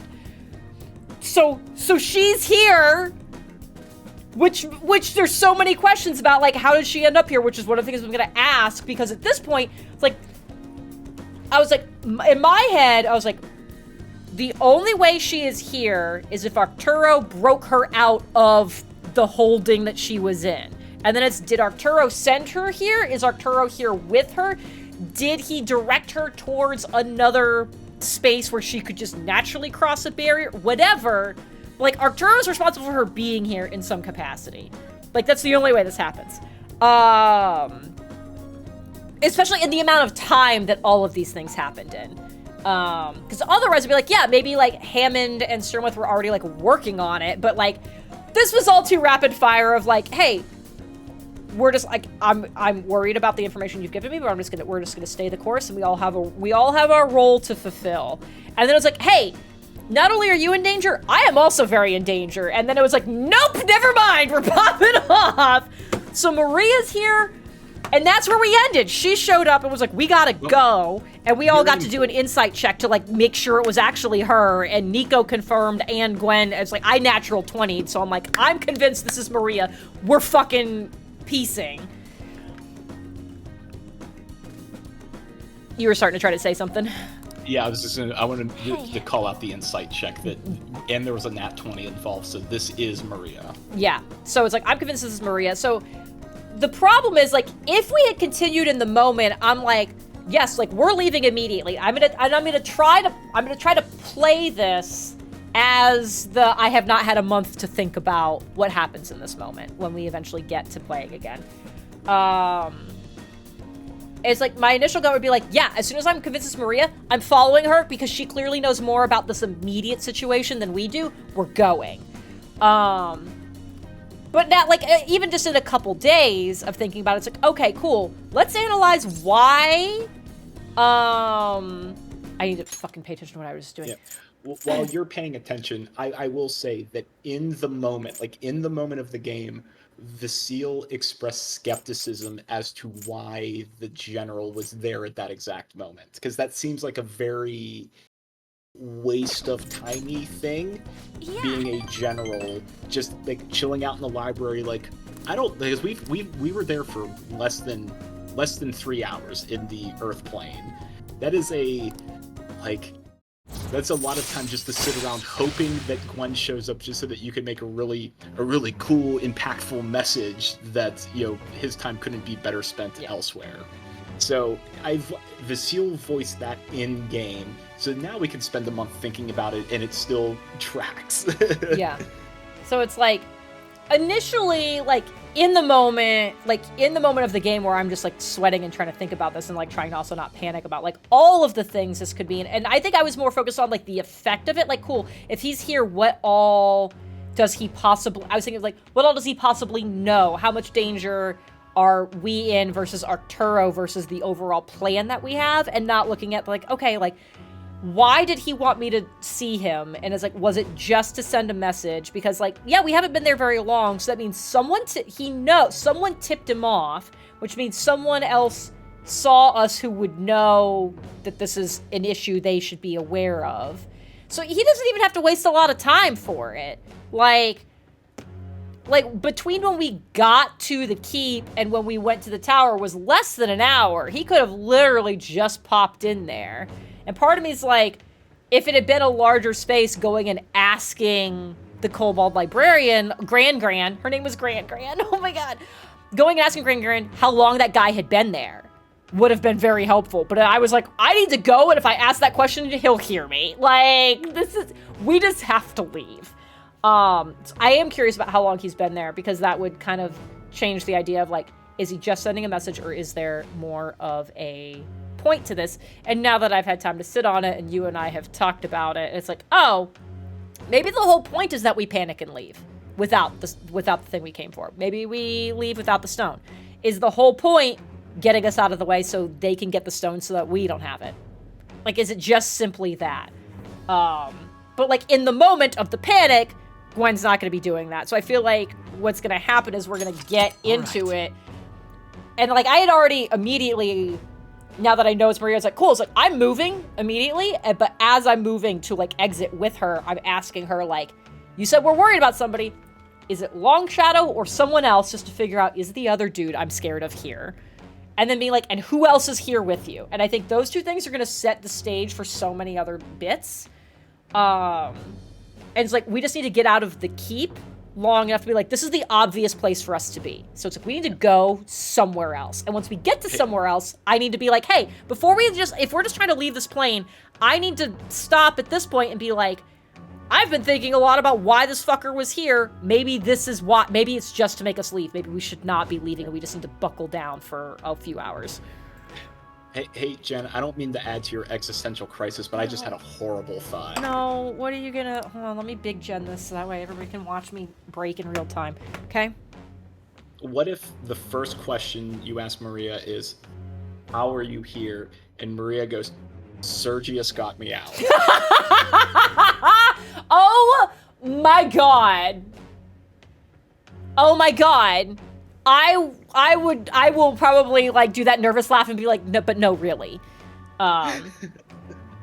Yeah, I think my options for got her out got her out is definitely Arturo. Got her here could be directly Arturo, indirectly Arturo. Could be fucking Wilford, or Wilford could be with her and be our exit strategy. I'm gonna be so mad if Wilford's fucking here. But yeah. There's a lot of things, but it's like, it's gonna start with me going like, who are you worried about? So we can make sure it's the same person we're worried about. And also, who else is here with you? And let's fucking go and like get a good hiding spot. And then potentially stick around for a while. Hey, stop it. Hi, I love you. Oh yeah, you wanna come say hi? It is 10:30. Maybe I'll just get to a say. I can't rub your belly from there. You're so many feet away. Your tail is so waggy though. I'm so happy your tail is so waggy. Griff has been moving around like mostly normal, which makes me so fucking happy. He yeeted himself off of the porch to go bark at the neighbor dog earlier. And I was like, clearly your muscles don't hurt anymore. Come here, I cannot pet you. You're so Good far night, away. Sassy. Good night, Sassy. Wait, Sassy, wait. Wait, I'm grabbing a dog. I'm grabbing a dog right now. I was trying to get through this dialogue, but we're gonna do the dog now. Come here. Come here. Yeah, come here. Shoulder puppy. Come here. Oh, good boy. That's a good shoulder puppy. Okay. Okay, hold on. Mwah, thank you. Where's my thing? Got it. There we go. It's my good boy. It's my good boy. Thank you. Mwah. Yeah. Mwah. Your Aunt Sassy loves you. Thank you for kisses. Thank you for kisses. Yeah. You're so sweet. You're so sweet. Oh. Yeah. Is it past our bedtime? I'm gonna finish talking to Kyoko, and then we will have sleepies. We'll have sleepies and snuggles. Thank you for kisses. I love you. I love you so much. Okay, I'm gonna put you back on the floor. I'm gonna put you back on the floor. No, I'm not putting you back on the floor. Okay, we're gonna finish the game like this. Okay, we're good. Oh, your ear's inside out. All right, let's get that. I hate when my ear's inside out too. It's truly terrible.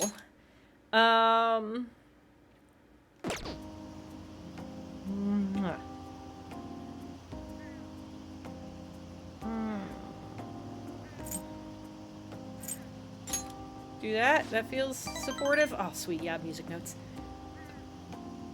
Anyways, we have a whole month to wait before we can do the next session, and I'm going to die. I'm just like, I'm already exploding about all the possibilities, because it's like, I have a rough plan for the information we have, and you know in the first 2 minutes, that information will change and it will all go out the window. That's right. It's got to be flexible. Got to be quick on your feet, says the person with 10 dexterity and full plate. Well, good news. The amount of flexibility I have, like the number of courses of action I have are limited because I'm so out of spell slots. Yeah. Suddenly those 3 levels of Warlock to get back some spell slots on a short rest is paying off for Vasile. Yeah, it's. Man, it's hot. Like I have some good shit to do, I'll but I was just like, take I'm this. not. I have to choose which cool shit I do at this point. Like And the then you fact sell that I and then you can't. then you sell it to a company. Yeah, right. Yeah, the fact that I cannot easily counterspell at this point is probably the most terrifying thing. Or throw up a shield on anybody. Like that's bad. But any hoodles. That's it for the stream tonight. Mwah! Mwah!